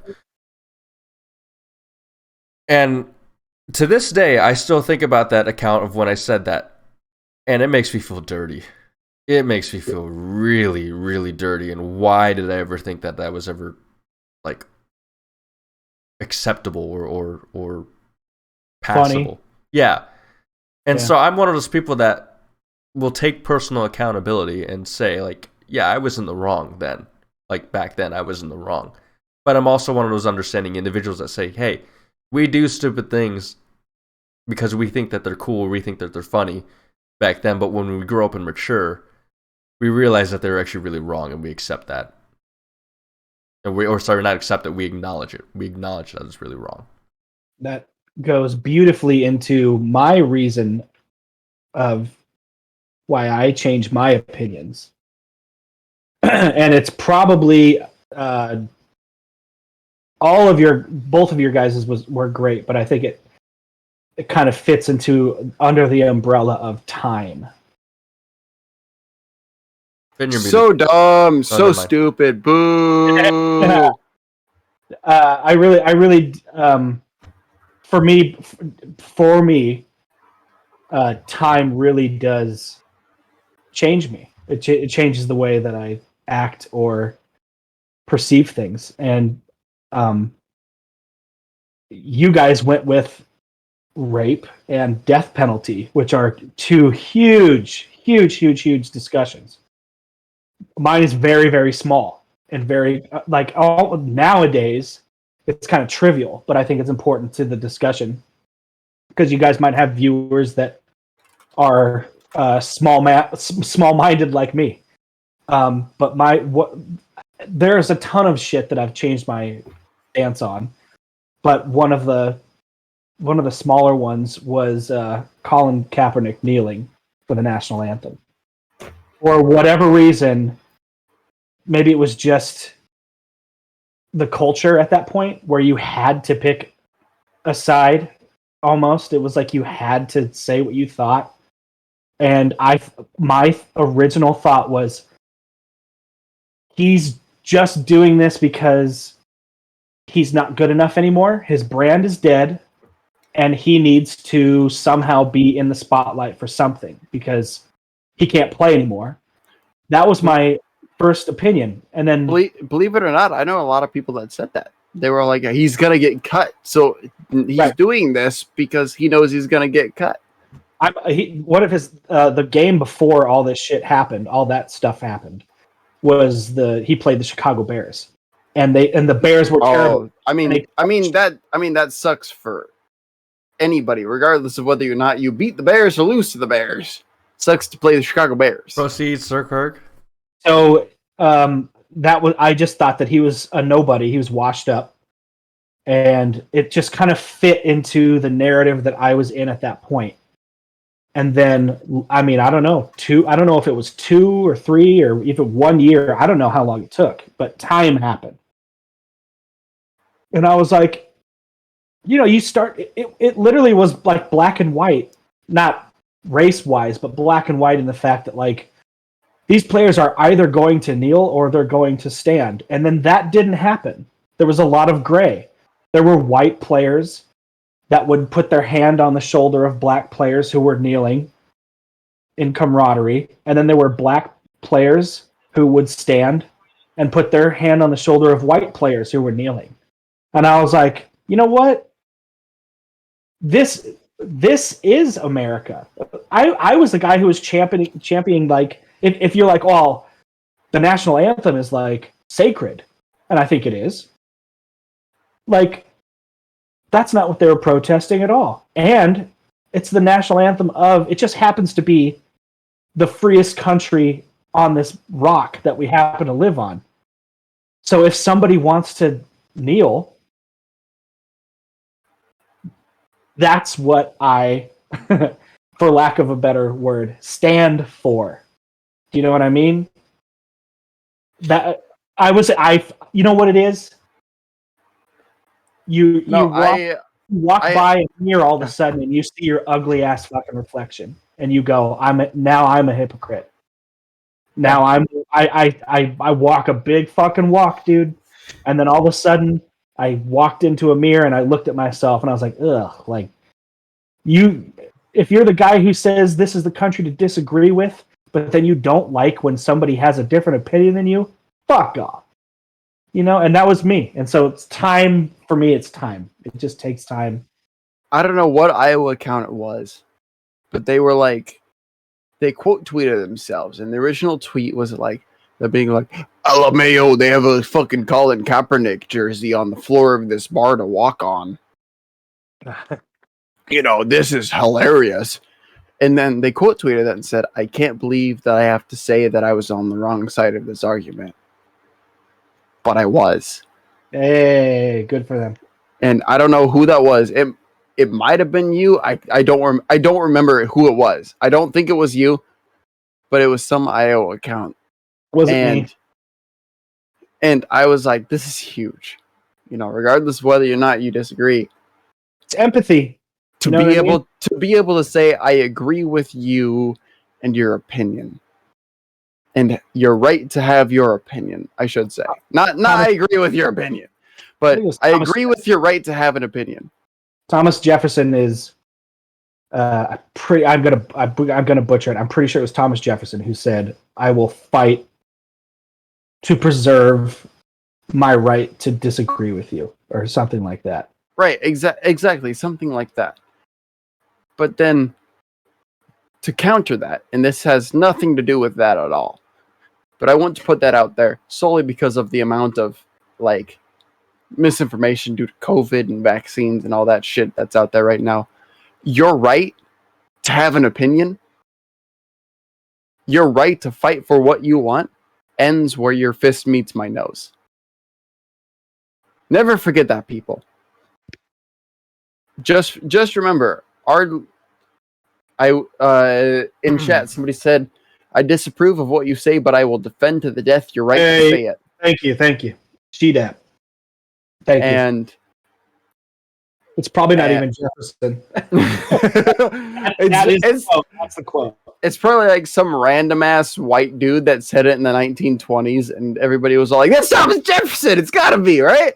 But like, stuff like that. I disapprove of what you say, but I will defend you to the death your right to say it. I will always agree with that. To the death. I mean, but damn. But then at the same time, your right to an opinion, your right to happiness ends where your fist meets my nose. Has to do with a lot of things that are happening today. If you don't believe in the COVID vaccine, that's fine. I respect your right to believe in the science that you believe in, whether or not it's true or not. But the second that it starts affecting me, fun fact for those of you that don't know, and I learned this, beginning of this week, my father was diagnosed diabetic. So that means that my father, by definition, by dictionary and scientific definition, is immunocompromised. We have that in common, him and I. You're diabetic? Or pre-diabetic? On two different stands. I was diagnosed with type 2 diabetes. Okay. Got put on insulin and metformin, which is the pill. Just to Right. And after 6 months of being on insulin and the pills, went back to my doctor. My A1C is amazing, and he told me get off everything. But it never goes away after you've. So I would call you, and this is me as a professional that's not a medical professional. Sorry, Jason. You would be no, fine. So then I would call you pre-diabetic at that point. As a professional, I would be like, okay, I will classify you to me as pre-diabetic for my purposes, and that helps a lot. That helps a lot for like health professionals. I also have really, really bad, or I had really, really bad psoriasis, and they put you on an autoimmune injector, which that makes me very, very immunocompromised. Right. Like, people don't understand, right? Oh, but go ahead with your father. Like, my father's now immunocompromised. I have the COVID vaccine. Granted, I got the Johnson & Johnson. I can't say that that's the most effective. Fuck you, Team Pfizer, blah, blah, blah. Fuck me. Please, fuck me. Remember what Chappelle said about the Johnson & Johnson? I'm going to be real. I can't because say it. I think my brain did I lose you? Glossed over that, man. Hold on. Did you lose us? Oh, no. Oh, Circleherk's gone. No, he's back. Okay. I'm back. No, I actually don't remember what he said about the Johnson & Johnson vaccine. DM it to me, because I straight up do not remember it at all, because that special straight up felt like a blur. But like, I got the Johnson & Johnson vaccine because that's what my work was all like, hey, we'll give it to you for free. Don't even have to schedule anything. All you got to do is say, I'm interested. I was like, okay, I'm interested, so they gave it to me. And so I got the Johnson & Johnson vaccine, and haven't gotten COVID, have only lost my sense of smell 2 times total. And that's because I literally could not breathe, because my allergies are stupid as shit. Right. I hate my allergies. They're so, like, one day I could not take my allergy medication, be totally fine.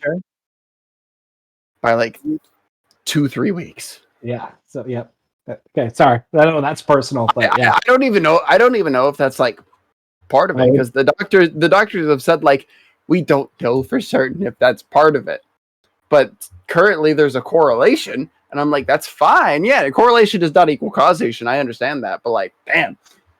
And like, it's so funny because like, there'll be times where I take my allergy medication, literally cannot breathe. Times where I don't take my allergy medication, I don't sneeze for 2 weeks. And it's like, Jesus, fuck. Yeah. But my father's immunocompromised. I've taken my allergy medication every day since I've learned that. I'm going to make sure that I get a booster for the COVID vaccine. I might even actually schedule a flu shot. I haven't gotten the flu shot ever. Yeah. I've also literally never gotten the flu. So, speaking for immunocompromised folk, we have to get different flu shots. Really? We have to get we can't have active. So you get mRNA boosters? No, like the Pfizer, Moderna COVID vaccines? It's not quite that, but it's different. It's a different cocktail than the regular live viral thing that they get. Okay, And, I'll have to tell your research that dad a little bit. too. Obviously, tell your dad to ask his doctor. But when they want him to get all those, tell him that they're not only going to want to give him a special flu shot, but they're also probably going to want to give him a special pneumonia shot. Which is, I got that my first year and I was like, it's fucking brutal. Like, it's crazy. Anyway, Really? make sure he talks to his doctor. It's right for him or whatever. But yeah, I went through that. Huh. Yeah, it's No, crazy. like a lot of stuff, and I'm not going to tell my dad exactly what he should get because he doesn't listen to me. Because fun fact, for those of you that don't know, I'm 22. My dad doesn't listen to me for diet, for nutrition and exercise advice, which is something that I'm very much qualified to give out. Let alone, I can't give out meal plans. I should say that, okay, for those people that are going to come after me, because I know they will. Can't give out meal plans, but I'm very qualified to give out nutrition and exercise advice. But like, he doesn't listen to me for that, let alone anything in regards to health. And like, my parents are becoming anti-mask mandate stuff like that. My mom, mostly because it affects her work very directly, because she works in like home health. Right. So like, people that are very sick and need a home health service, or nursing homes that need somebody to come in and help them with stuff, not like 24/7 care, Right. but stuff that's like, they're with you for 6 to 8 hours a day to help you with their day, and make sure that you're okay for the day, and then they leave. That's what my mom sells. She sells that kind of healthcare. That affects her a lot when she's not able to go to nursing homes, shelters, stuff like that. Yeah. Because of a mask mandate or a COVID shutdown where they're only allowing the people that they serve, etc., etc. Doesn't affect my dad as much. He's a cop. Sorry. Blue lives matter. All lives matter. Obviously, cops do tend to kill people that shouldn't be killed. I'm not gonna, if you want to know my opinion on that, DM me on Twitter. Be stupid happy to go into all of my opinions on that. Yeah. I agree with both sides 100%. But it's like, all of this is just becoming ridiculous. And people need to realize that we've been through this before. Literally 100 years ago, we had the Spanish flu epidemic. Spanish flu was started by a fucking pig farmer in Kansas. And it caused an economic crisis in Spain because of the name Spanish flu. As well as everybody was wearing masks for 2 years. 1918 World Series was done with next to no fans because they had limited capacity on top of masks. And like, we've been through this. It happens literally like once a century. Native American woman saved my great grandfather when he got the Spanish flu. And like, people, like, that's insane. That's awesome, actually.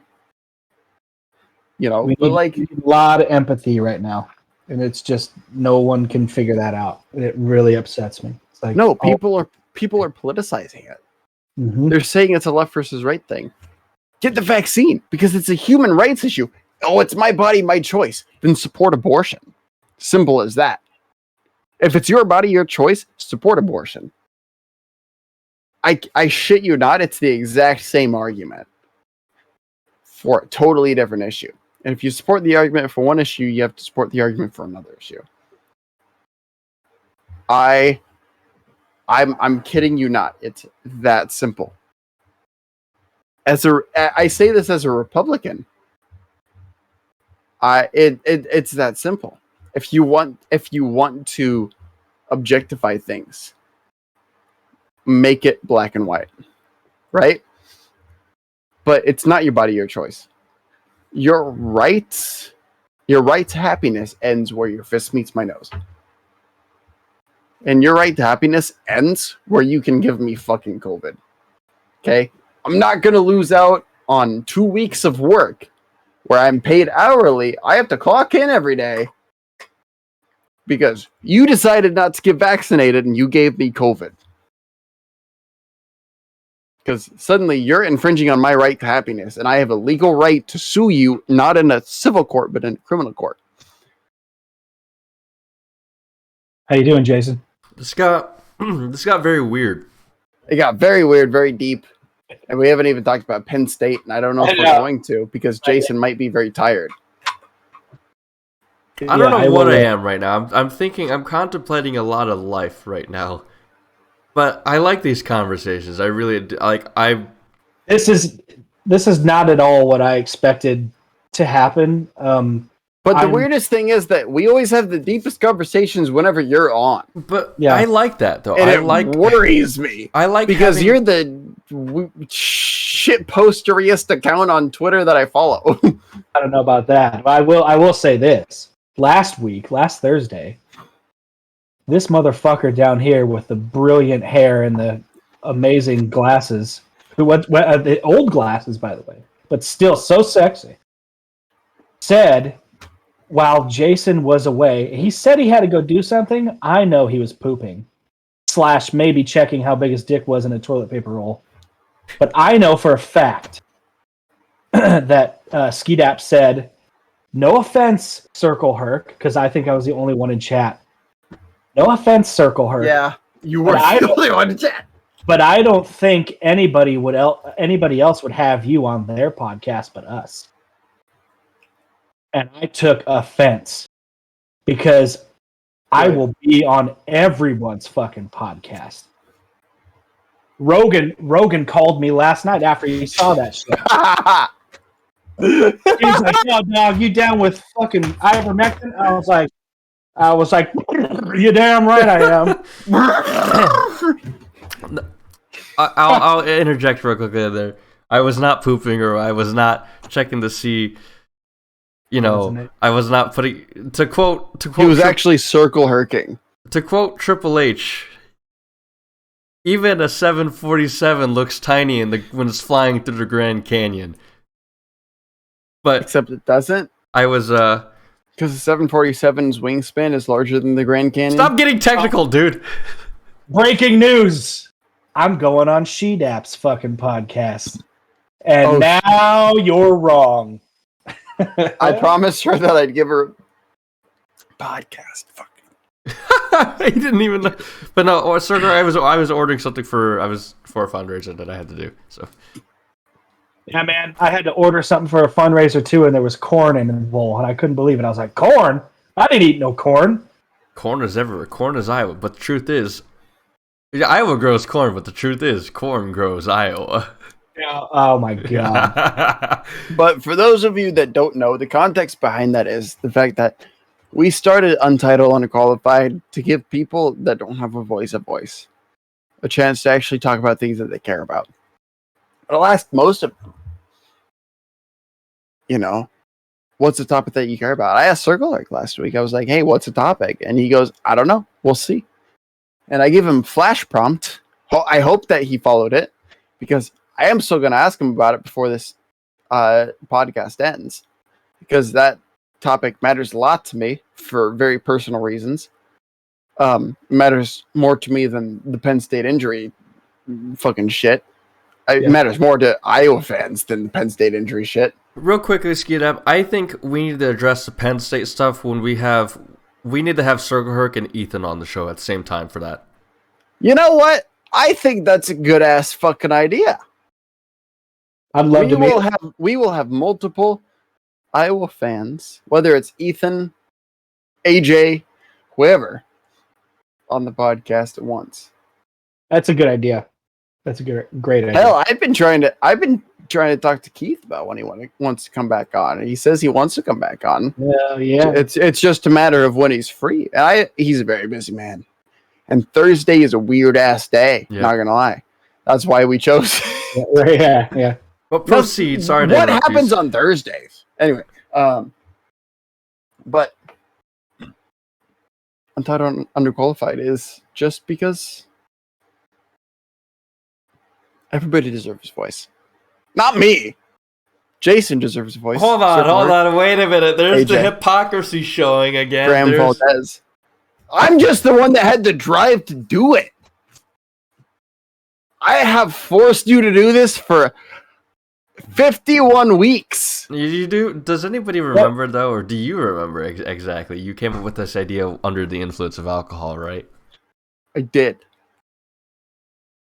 It's been 51 weeks since I forced you to do this show.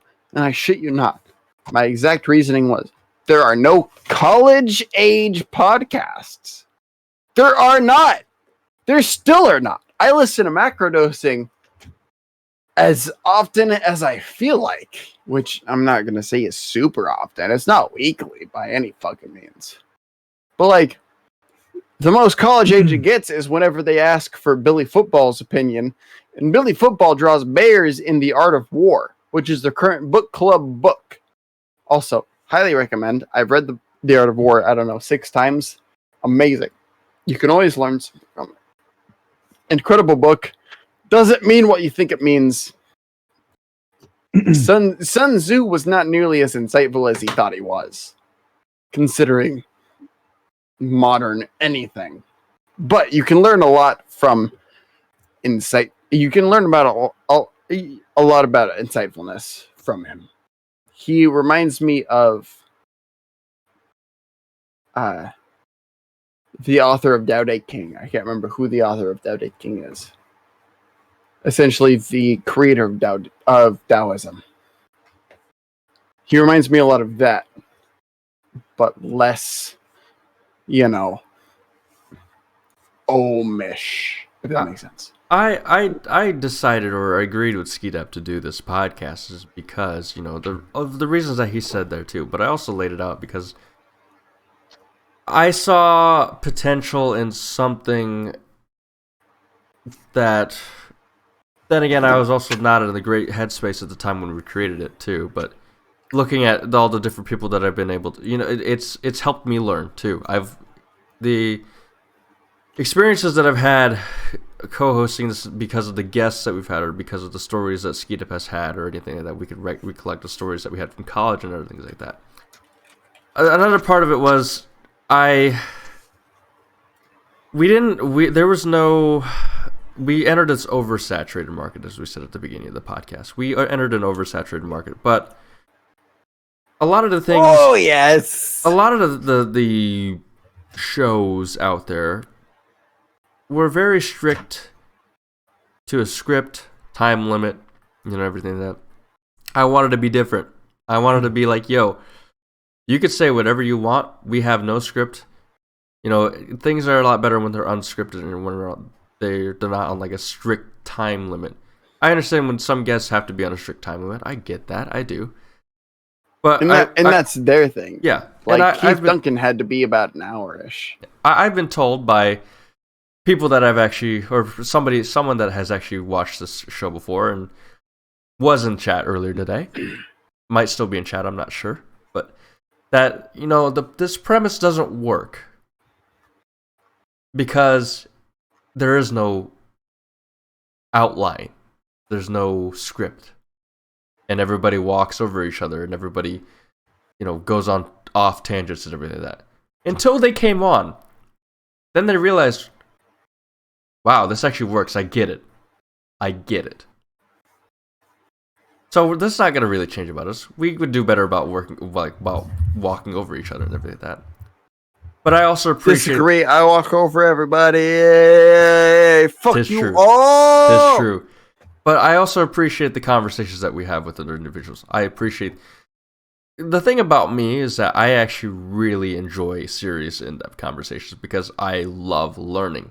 And I feel like those serious conversations are the best ways to learn. You know, I had even when we started this, there were some things that I wanted to talk about. There were some stories that I had. I never really felt like they were appropriate for the environment or anything. I still don't. Maybe I'll tell them someday. But I like this because I like having the conversations that we have. Jason sent me a text about a week ago. I was expecting my glasses to arrive. Fucking 14 days. I was expecting my glasses to arrive. They didn't. Last week, we were talking about if your glasses arrive, we could start off the episode by talking about glasses and like what they mean, how they're made. And I was like, that'd be sick, actually. Yeah, like because I didn't know anything about glasses or what the numbers mean in prescription because I don't wear glasses. I only wear sunglasses. I don't wear prescription glasses. Check your fucking privilege, dude. I know. That's why I said fucking dickhead. I'm privileged enough to have. What is it? Do you think about going back to like this podcast and the meaning of it, or the kind of the ethos of it, the purpose of it? What do you think is? Why do you think the trinity of us gets to deep shit? I think it's because you have no face on Twitter. No, I actually don't know. My guess is it's the knowledge that we all have, the knowledge and the experiences that we all have. Lack thereof. Yeah, it's some of us wanting to learn from. The more people that you gather in a room that from different environments, you're gonna learn more. You get deeper conversations. Also, kind of like a willingness to say I don't know what the fuck I'm talking about. If I go out to the stadium on Saturday, in the entire student section, we're not gonna be talking about serious shit. We're just gonna be talking about the football game, and someone's probably gonna say "fuck the Hawks" in there somewhere. Which is great. Most definitely. Somebody will definitely say fuck state in the student section of Iowa.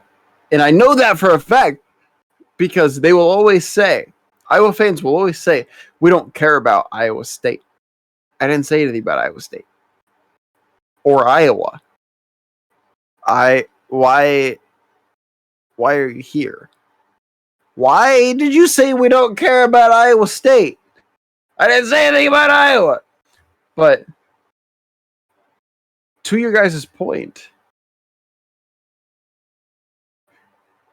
we all, Jason the least, quite literally Jason the least,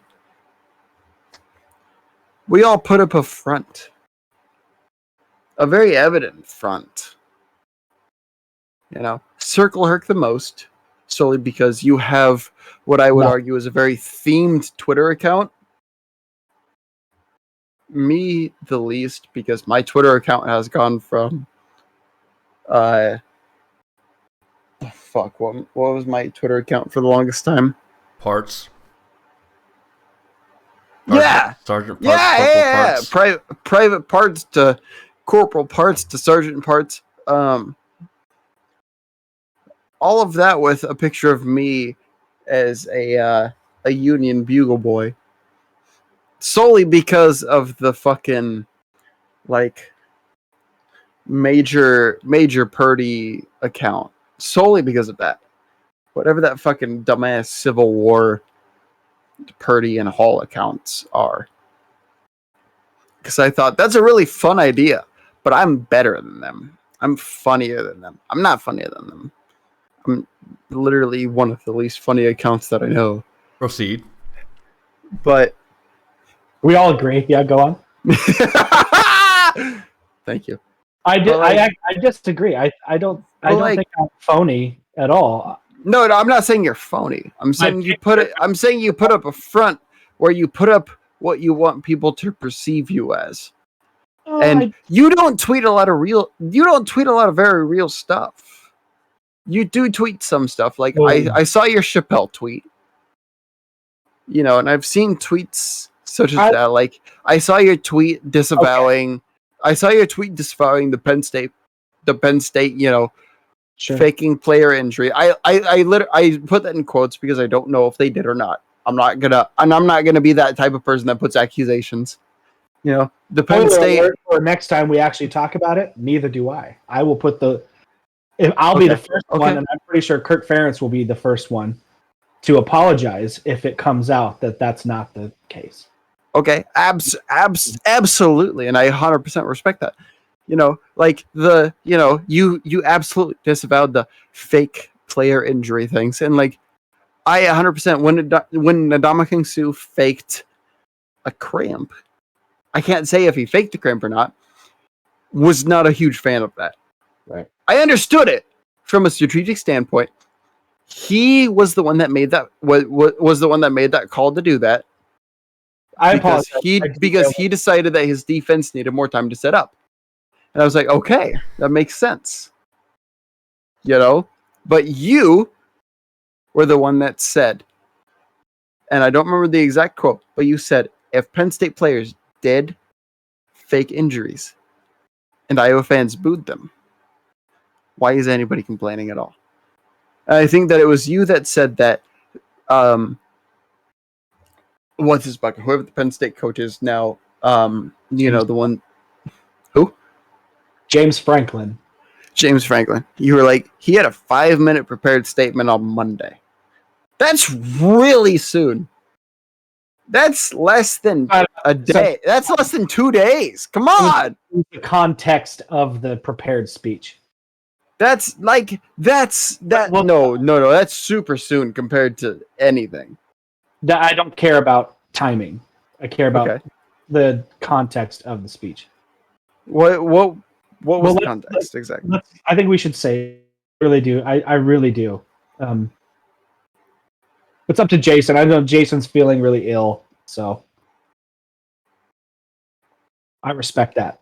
And I did have, again, if you were to ask me what we were going to talk about tonight, I would have, none of the things that we talk. I'm very glad. You know what?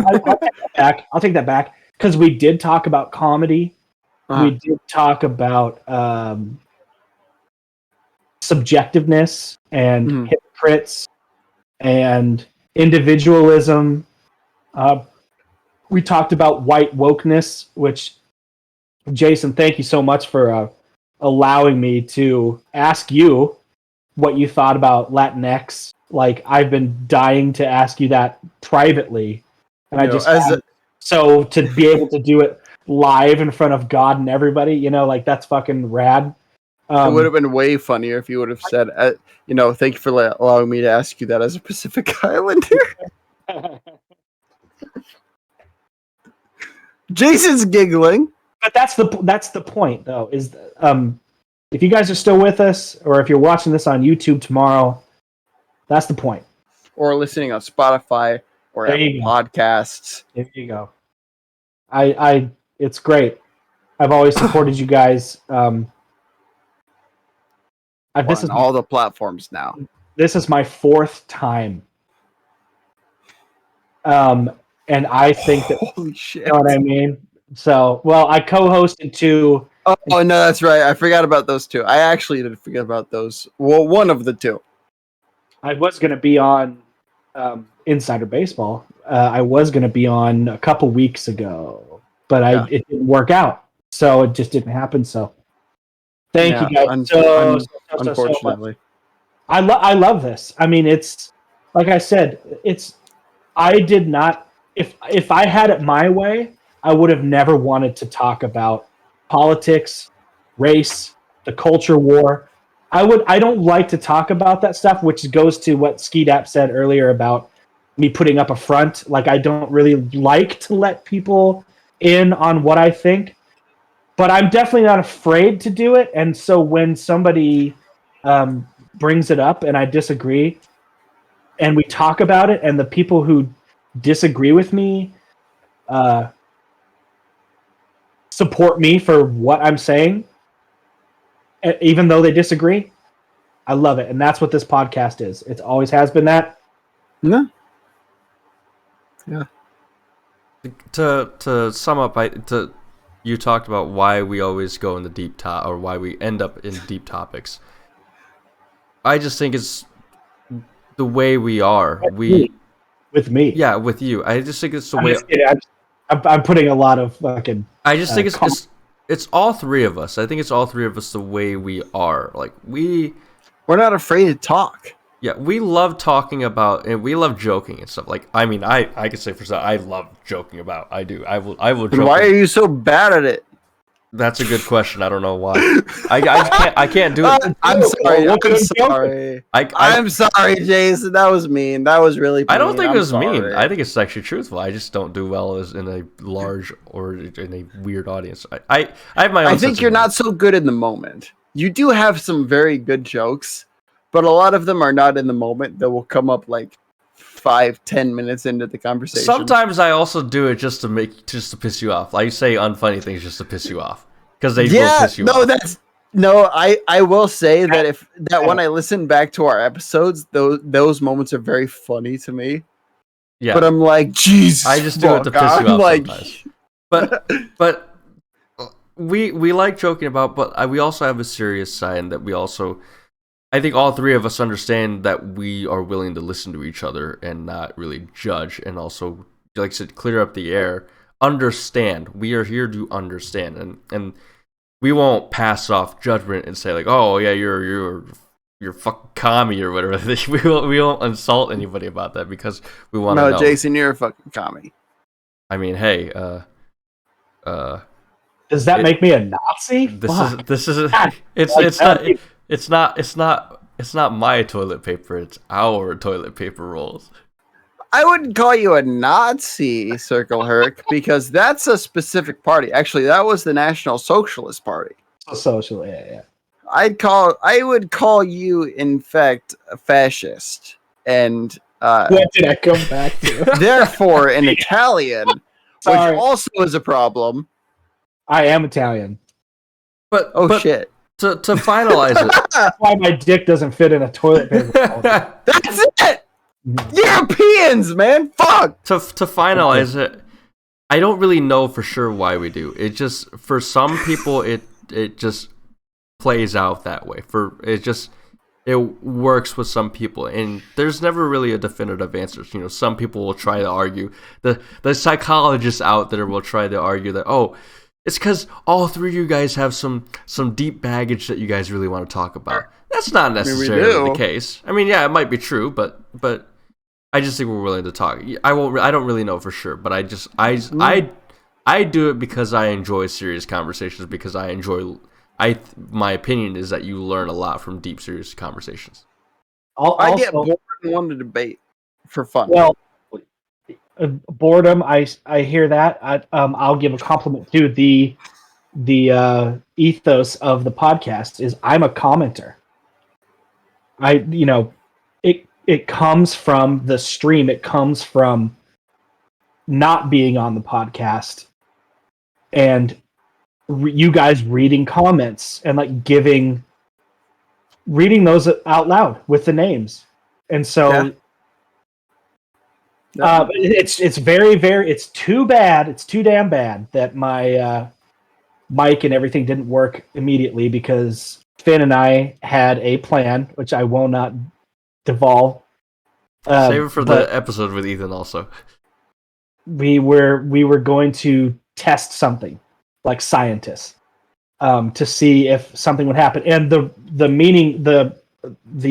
end game of it was to get more people engaged in the chat. And so we will do that next time I'm on, or hopefully if I'm not on, even if I'm not on, I will try to do that next week if you guys go again live. Because that's the point. That's the point of this podcast. We can talk about shit. We can talk. We're talkers and we're listeners more than anything. But that chat that I'm looking at right now needs to be filled with people constantly saying what they think, regardless of We've- nerves. Yeah, So- we've had 3 people in that chat, and 2 of them are currently on the podcast. Mhm. And I will say we're currently at 3 hours, and Jason, we're not going to end yet because I have one thing that I need to do, and it is my rush prompt that I gave Circleherk, which Oh my god, I'd honestly like to make this like a regular thing. I forgot about that. I'm gonna pee. It's gonna take 2 seconds. I will be right back. I also need to pee. So that means that Jason is going to have to give a sponsor spot for today. Jason, I promise I'll be right. Like, it's not gonna be. Remember that time you took a dump last weekend? It's not gonna be. Right. So Jason, tell everybody about our sponsor while Circleherk and I go pee. I don't know. You know our if sponsor. We have a default sponsor, okay? should I throw that sponsor, or this isn't a sponsor, but Either or, I don't give a fuck. Cyclone Strength is an excellent program, as I'm now by myself. Let's see if I actually have a... Okay, we have some sort of overlay for that. Cyclone Strength, as I cough because I'm, dying. They provide personal programs, personalized fitness programs for you, and for anybody that you may love. That's just going to be an extra cost. It's always going to cost some things, but it was founded on the basis of wanting to personalize it for you. It is a small business. It was founded by an individual who has an educational background in sports science and physical therapy. I don't have the exact website name. I think it's cyclonestrength.org for more information. You can contact. There's some contact information there. I recommend it. I just recommend it. I think it's a great program to have. Circleherk is back because I'm really bad by myself. Baby. As I live alone. I live alone, but I'm bad by myself. I'm so happy that you were able to be on this week. I knew that it was kind of like up in the air, and I was so pumped that it could be again. And I know Insider Baseball, Ski Nap. We're gonna do what you shit yourself. My chair's falling apart. Hopefully next season I'll have a new chair. You and I have done it solo, and then a couple times, but then it just happened to be the episode where Finn and Dylan Sainer came in, which was just like, I love, dude. Before they came in was amazing. I watched it 2 nights ago. And you watched the entire 4 to 5 hour episode? My God. I skipped over a lot of stuff, but I hit the hot points. You and I, we're flowing. We're talking about music. We're talking about all shit. It was great. And I was going to be on with just GDAP a couple weeks ago, and it didn't work out. That's my fault. But baby, I gotta tell you what, I think it was Thin Lizzy who said, "The boys are back in town."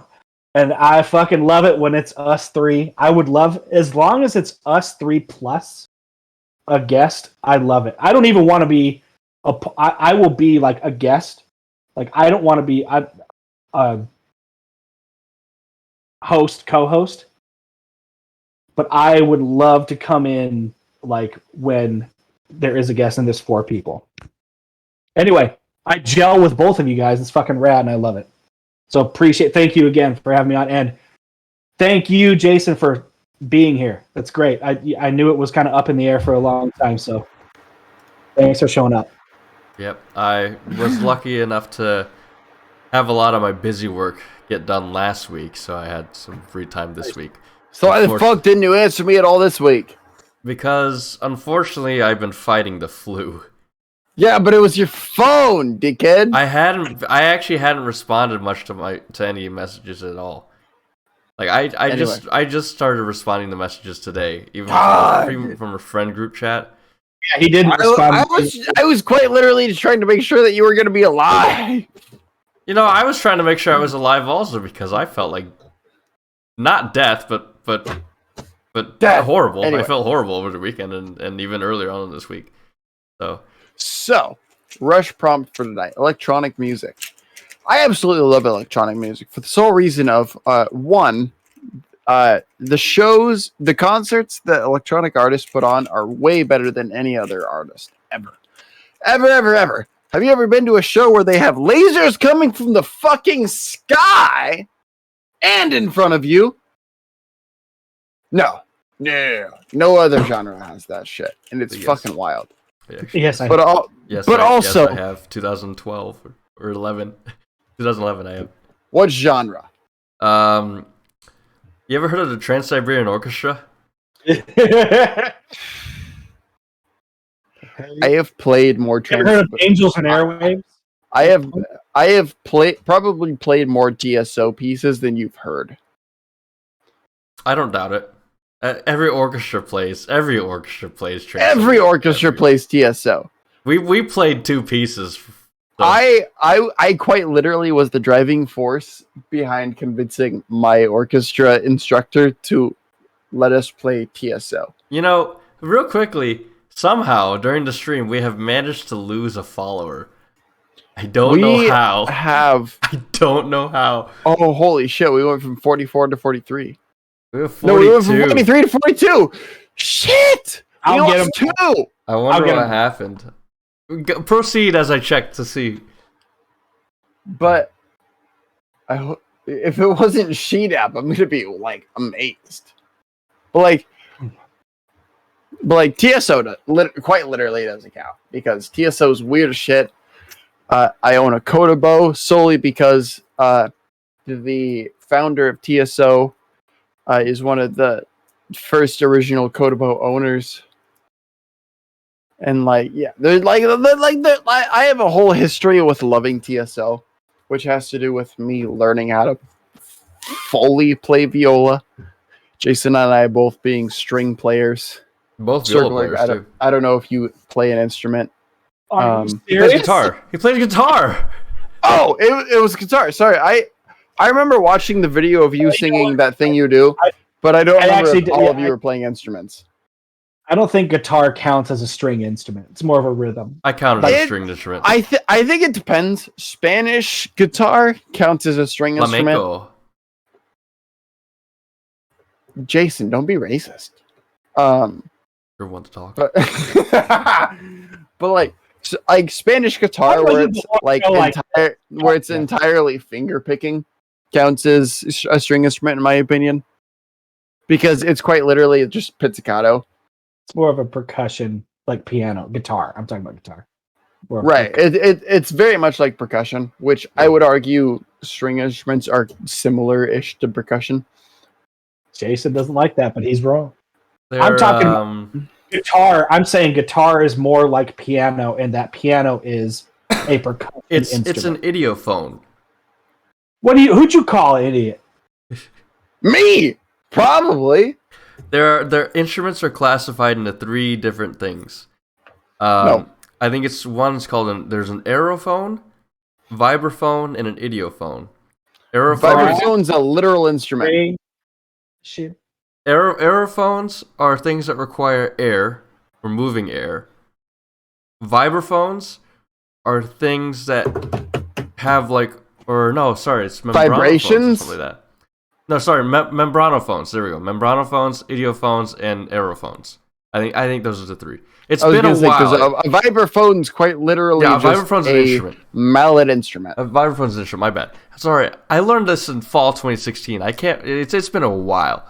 So, so you have the aerophones that require some sort of movement of air to operate. You have the membranophones, which have a membrane, so like a drum, a timpani. You know, those things that have like a stretched membrane that need to move. And then you have an idiophone, which is basically everything else. Okay, you can define them into 3 categories, but I can also define people into 3 categories. You have idiots, not idiots, and then you have me. Because you're so special.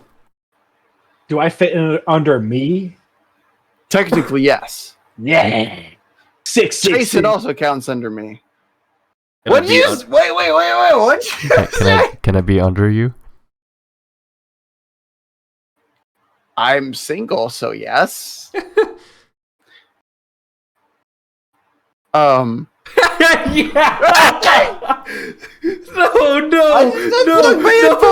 I can't do this. I can't put that on there. No. Like a glove. I can't put that on stream. You can't put a toilet paper roll on I don't know what stream? you were going to do. I had to be careful. You certainly fucking can. Greatest hits, baby. Oh my man. god! Somebody please talk while I clip this shit. By the way, I have no idea who unfollowed. I don't give a fuck. COVID Coochie unfollowed a long time ago. I'll get 2 for the one that we lost. I promise you. Tomorrow.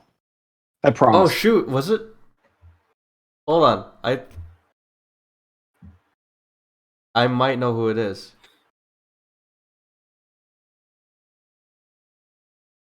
I think they followed us. I don't know for sure, but I think they did. Never mind, they're still there. I was gonna say, does the name Austin J. Roberts sound familiar? But they're still there. Okay. I'd love to have him back on.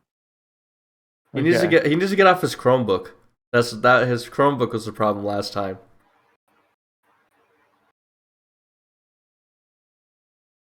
Finn is Was just that funny? I didn't even actually have to go pee. I just had to grab a toilet Finn paper. has just been mesmerized. I actually did pee during that break, by the way. Are you sure you didn't poop? That was a poop. Did I poop? My pants are clean. Jason, do you understand how poop works? On a scientific side, no. Okay, so fun fact, it comes out of your butthole instead of your penis. Unless something's gone. Yeah, something's gone really wrong. In which case, I would argue you need to go see your doctor. If you have trouble peeing because it is solid, please go see if it's...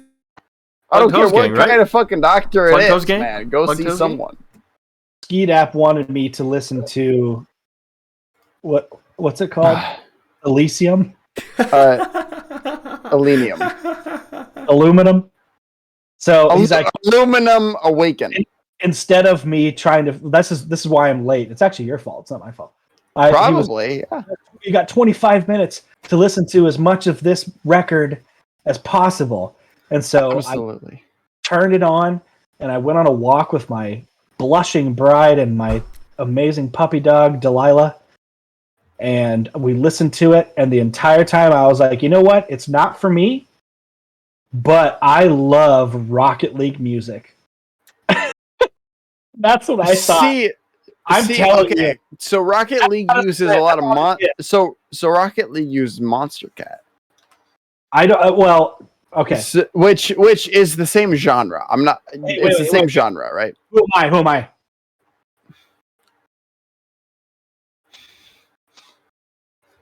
Jason. I'm Jason. My chair has. This is actually my chair. It is. I gotta fix it. I wish that my chair went lower because I would so go lower. What is going on here? Just to match you. Oh no. So okay. Oh yeah, my chair kind of just popped out of its sleep thing. So Circleherk. I'm a big fan of electronic music. I cannot hear out of my left ear. Haven't been able to since quite literally the summer of 2011. I think it was June 2011. I was unable to hear out of this ear completely. What I will typically do if I'm like genuinely listening to music, right? Sure. I'll put it on stereo, and I will have it so that the right headphone. I'll never listen to music to gain an opinion on the music with earbuds. For this reason. The right headphone will be on my ear. The left headphone will be on my temple. Because if you have the volume high enough and you have it equalized right, you can get the subs to kick. Like Beethoven. Exactly. Which is also why I always try to listen to music on my desktop. Because for those of you that don't know, I have a Razer Leviathan that comes with... Hold on, I want to fix my hair.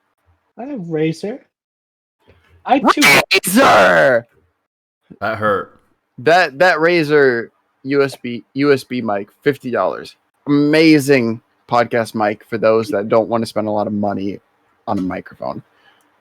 The Razer Leviathan comes with a sound bar. Sound bars are fucking spectacular. Never underrate them. Ever. But if you're somebody like me who needs to listen to music that will always have bass, you need a sub. I will put my feet on the sub and I will feel it kick. And that is how I understand how deep the sub is, the bass is. And so, whenever it kicks, I'll understand that. So then, when I'm listening to music in stereo, and I have my headphones like this, I can feel it here in my temple because it's all soft tissue. I can feel it here, and I can hear what's coming through here. When I listen to music through headphone or earbuds, I always listen to it through mono. So I know exactly what all is coming through the headphones because all of it's coming through one headphone. So a good example would be Lose Yourself to Dance by Daft Punk. I know for a fact that they alternate between headphones when they say, come on, come on, come on, come on, come on, come on, come on, come on, come on, come on, through the voice box, or talk box, whatever the fuck it's called. I can't remember. Vocoder. There it is. I'm proud of you, Circleherk. Yeah. But like, I do know that they said that they. It's more than that. It's more than that. Yeah, you're right. Yeah. And so I know that they alternate. Why?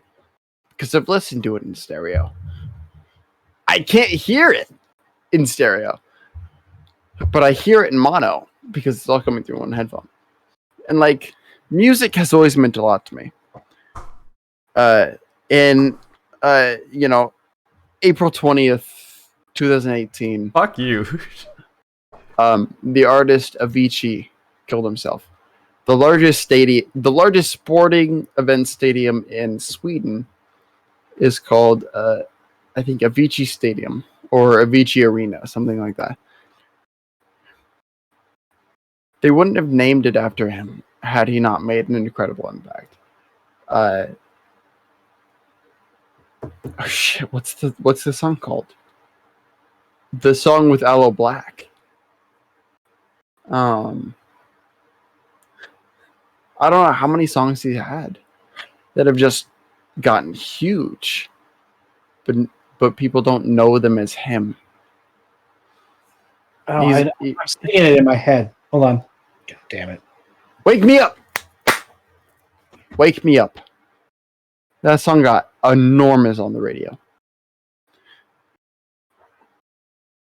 That song got absolutely enormous on the radio. It was the only single that I heard of his on the radio. Sorry, Circleherk, if I stole that from you. Not at all.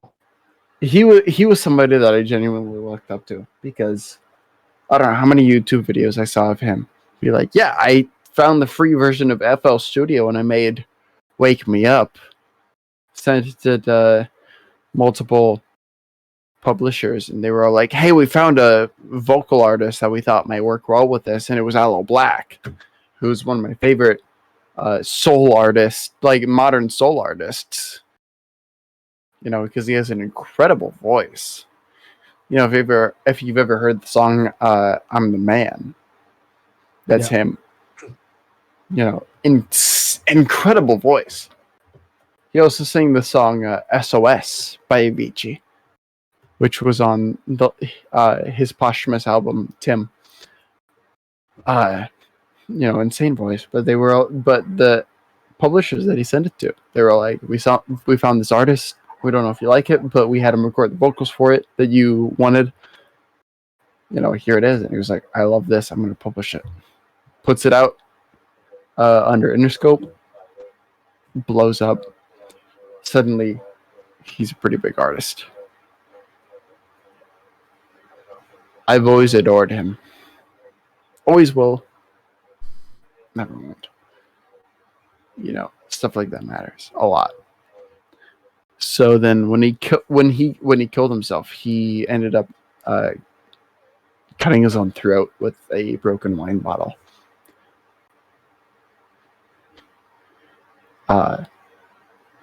Was a massive blow to me. I remember my roommate at the time asked me if I was okay, and I just straight told him, no, I'm not. He was like, if you ever want to talk, I'm here. And I go, I don't need to talk. I think I just need to sleep. I didn't go to class for almost a week. I just slept all day, every day. I didn't want to wake up at all. I went to dinner with the people, with Ethan, Anthony, the usual suspects that Jason knows. And then I'd go back to sleep. So I didn't want to wake up. Daft Punk 2020, they broke up. I'll never have a more favorite artist than Daft Punk. Not only did they absolutely change music forever with what's it called? Circleherk, help me out here. Discovery? T-Pain. The voice thing. Oh, Autotune. Autotune, yeah. I knew you could help me too. Vocoder, yes. Yeah, vocoder, Autotune, both. Yeah. No, Jason was right with Discovery, Autotune. You were right with the vocoder. Like, they quite literally changed music forever.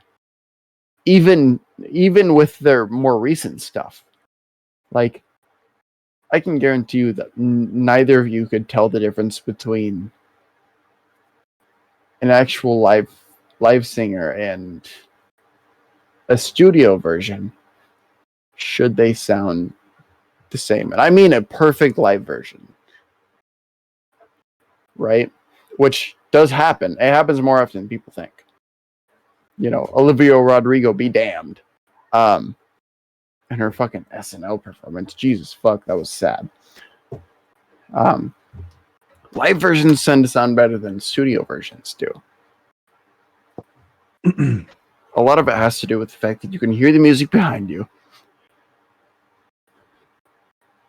instead of around you. I say this as somebody who's done show choir, as well as somebody who's had to record live version or studio versions of stuff. I've recorded a record in a studio and played live shows. Somebody who's in a band. And maybe you might disagree with what I say here, Circle. No.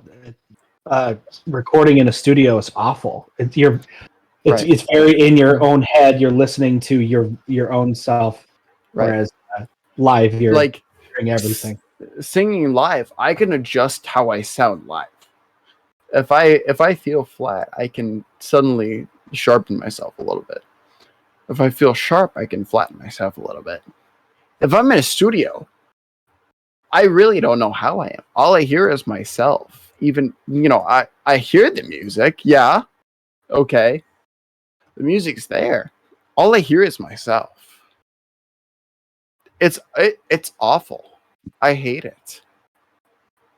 When you're projecting your sound, it's so different. But there are so many versions of auto-tune and pitch correcting. Pitch correcting.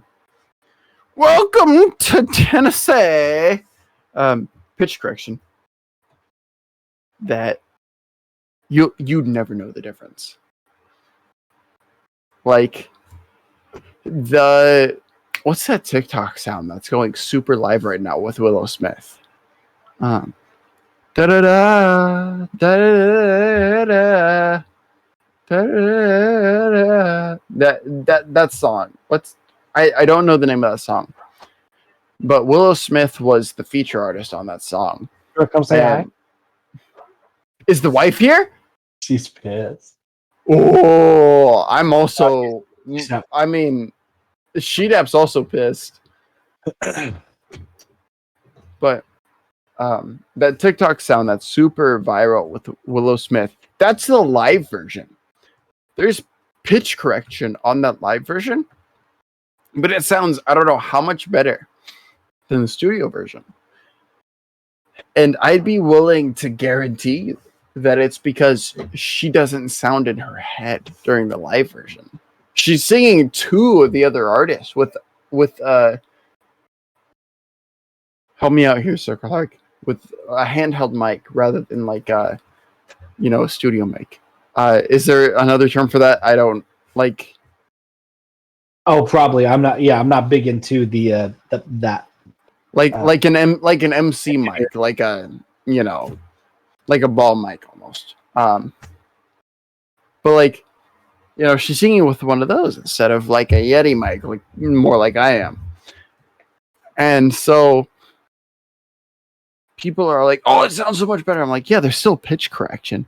I can guarantee you she was flat on this note, sharp on this note, whatever the fuck." But you can't tell. You'd never be able to tell. And it doesn't even fucking matter. Because at the end of the day, what matters is the product that you get out of it. I don't care what you put in, as long as the product you get out of it is something that you're happy with. Yeah. And that's what I love about electronic music. And that's why I asked you to listen to Awaken by Elenium. That was the album that I found him on. Because the song that I discovered Elenium on was actually... what's the song by the Chainsmokers with Dea? Don't Let Me Down. He did a remix of it. And it was very kick heavy. And I was like, I like this. Because I can feel this a lot. Which, obviously, to me, that's very understandable. To you guys, that might not be so understandable. But I felt the kicks a lot right here. And I was like, okay, I like the kicks a lot on his drops, on his, whatever. And even on his lead, like the lead up to the drop, he had a lot of very heavy kicks. And I was like, I like this. I can feel it. Like, I'm gearing up to this. This is awesome. But his drops were very soft. And I was like, this is such a contrast to what I was expecting. So I go to find him. His latest released album was Awaken. Not Awaken, sorry. Awaken, sorry. Awaken. So I'm checking out Awaken. And I love it. I love every single song. The album's absolutely amazing. Awake, not Awaken. Fuck, I'm really fucking stupid. I'm really stupid. Sorry, I apologize to everybody. Awake, right? and that was it. He released that in 2017. I found him in 2018. 2019 rolls around, and is this about to end because Dota? Yeah, it's about to end, Dylan. Don't worry about it, man. But 2019 rolls around. COVID hits. I'm no longer fucking able to work. He releases a Rise. Or what was it called? Shit. I have to go back to my fucking player. Elenium releases Ascend. Sorry. I say this as I literally attended his fucking trilogy tour, at Allegiant Stadium in Las Vegas. Ulysses Ascend. Like, all of it just, like, is music that I relate to so hard. I absolutely adore it. It's the kind of music that not only do I feel quite literally physically, but it's the kind of stuff that, like, feels very emotionally, attached to me. And in the next 2-3 minutes, I want to hear Circleherk expand. I'm sorry to cut it super short for you, but yeah. Oh, did we lose him? Did we lose him? No! Uh-oh. Oh, Am I still here? Okay, you're back. Hang Sound on. wise, you're back. Sound wise. I'm sorry to cut it super short for you. Oh, maybe we did lose him.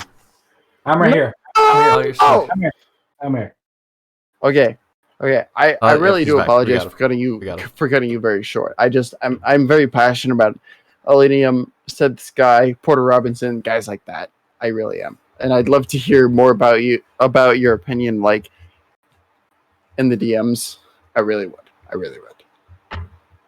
But yeah, I know that you and I have definitely discussed music tastes.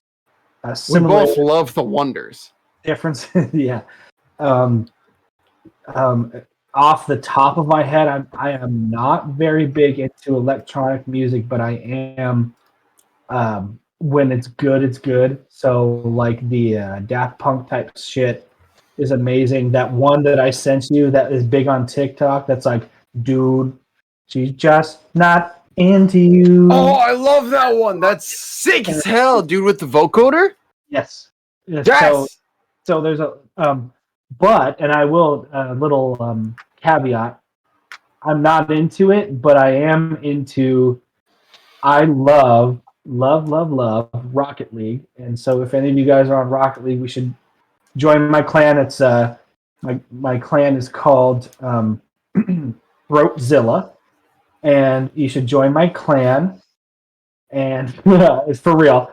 It's my brother and I. And No, that's funny because I'm a huge fan of YouTube channel CoffeeZilla, yeah. which exposes like financial scams.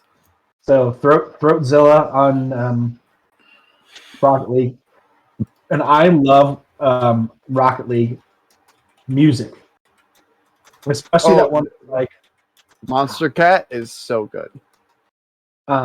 So I feel like I'm a bit of a hypocrite because I'm not a huge fan of that type of music, but when I hear it, I immediately go to like my safe space, my warm place. Of Rocket League? Rocket League, yes. I hear it and I'm like, ooh, you damn right, that shit's good. So That's what I would call dubstep. I'm glad you're my friend, dude, because like I'm not into it, but I will get more into it because of you. So it's fucking cool. Also, I like how accessible electronic music is to artists because the more people are able to make music, the more music we get, which means the more good music we get. Right. By default. Oh my god, Dylan Sainer. I appreciate Dylan for stopping by.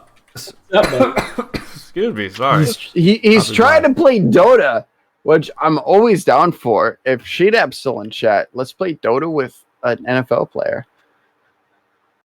Also, I've only played Rocket League keyboard mouse, and I don't know how many people have had quite literally say to me, dude, I don't know how you're able to hit the ball.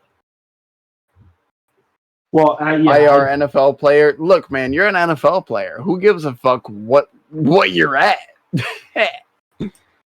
That's like saying, look, man, I was a red shirt NCAA D1 player. And who gives a fuck? You played D1. You practiced, yeah? dude, You were there. You got the jersey. I'm going to order the jersey. Gotta move on. I am going to order a Dylan Sainer Color Rush jersey. Let's For whenever the fuck I do my charity stream.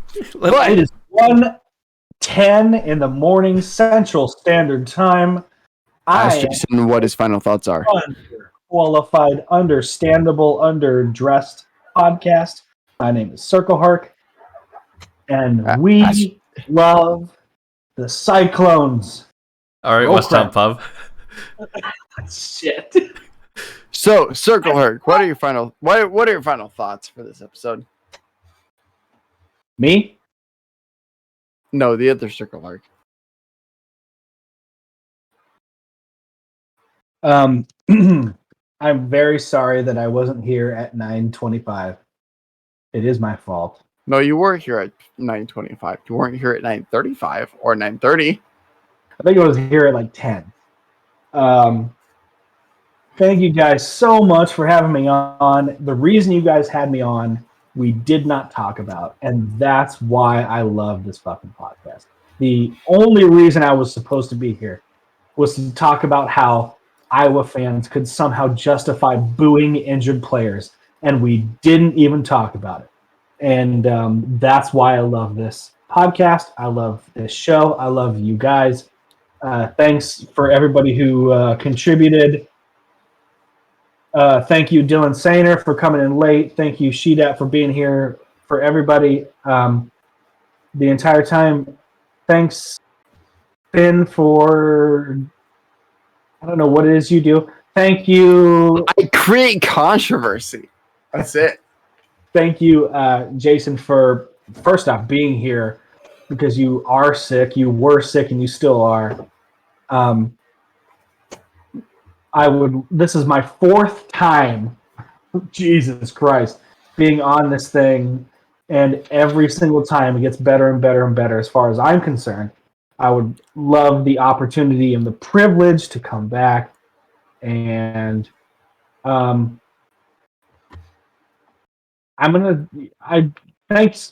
you, and I will do better. If I'm allowed back on next time, I will do better. I know that it looks small. It looks large, but it's really pretty small. But I mean, well, I'm not going to stick fingers on it, but, it looks like a thing, and I really do appreciate it. It feels like, the right thing to do, to be on the podcast. And I love and to stick your dick inside of toilet paper rolls. If you can get out the other side, God bless you. Hey, if you can fit inside and stick your dick out the other side, that is a good sign, because being able to fit inside there is not a good sign. Final but being thoughts. able to stick outside the other side is not a bad thing. Final thoughts. Empathy. Be nice to people around you. Don't lie, because then you never have to remember what you said. Jason, do you have any final thoughts for the week? We might have to get Sainer, Ethan, and Circleherk all in one episode. We might have to do that. I was kind of hoping. God damn, that'll be 5 people if I'm on. That's gonna be it's gonna be 5.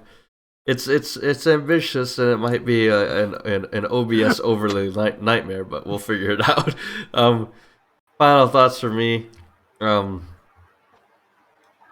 season is coming up. Go get the vaccine. Go get the flu vaccine also. I know you might be pissed at me for saying telling you to go get the flu vaccine. Go get the flu vaccine. If you don't, I'm not going to judge you either. Not going to judge you, but fuck you if you think that it's shitty to say go get the vaccine. Also, Formula 1 in the U.S. this weekend, Sunday. We've talked. I'm actually stoked. I'm going to watch that one. We've talked about Formula 1 before, and it's actually going to be a Grand Prix that you don't have to wake up at 7 in the morning to watch. So that'll be nice. Isn't it like 1 p.m.? Yep, I think it's like 1:30 or 12 or 12:30, something like that. Like, it's fucking wild, man. Also, Dylan, fucking same. I was actually low-key pulling for an Iowa playoff run solely for the reason so they could be embarrassed in the first round. I would have loved that. I would have loved getting our shit pushed in by any Clemson. No. Cincinnati. Oh, that would be so so funny. Cincinnati just If fucking Cincinnati would have runs pushed over up Iowa. I would have loved that. I would have loved that. Anybody. Just like a current, no. like a current group of 5. Gee, that would have been so funny. Yeah. But like, no, I was low key pushing for that because one, it makes Iowa State look better. I'm one of those fans. No shame. Motherfuckers better win the rest of your games. I'm the biggest guy. Exactly. No, you get it. You get it. Always fucking Like- get it. Like a 10-1 team is a better win than a 8-3 team. Every day of the week. I'm excited to see Cincinnati ISU duke it out in the future. I love to see Bearcats and Wildcats. I don't know That's what the fuck K-State. they are. That's K-State. Look, man, I don't know what the fuck Cincinnati is. They're fucking Bearcats. some kind of kitty cat, and the Cyclones duke it out in the future because we decided tornadoes. Let's Cyclones, move it along so I can get some hurricanes. sleep. My Birds! Dayquil has run out. And my Dayquil ran out. Dayquil ran out. Jason's got to go take his NyQuil. My final thoughts of the week. Look, man. Mental Health Awareness Day is past. It's almost 2 weeks from the day. I don't give a fuck. I'm going to promote it again because I've been in a really shitty place right now. I want each and every one of you to reach out to one person, okay? And ask them how they're doing. Ask them how they're doing and say, don't lie. Tell me how you really are. And if they tell you I've not been good, don't give advice, okay? Because it's not your place to give advice. Just I want each and every one of you to just listen. All right? I'm going to do it. I'm not going to give advice. I want Circleherk to do it. I want Jason to do it. I'm going to tweet out when I do it. Will not give names. I will make sure that they are protected. I want them to know that they are cared for. They're cared about. Because at the end of the day, I want each and every one of you to know that you are loved. Somebody cares about you. All right? It is 1:17 a.m. on December 6th, 2020. And with that, I want to say, roll clones. And roll credits. Thank you, Circleherk, for being here. Good night, everybody. Have a good one. Bye-bye.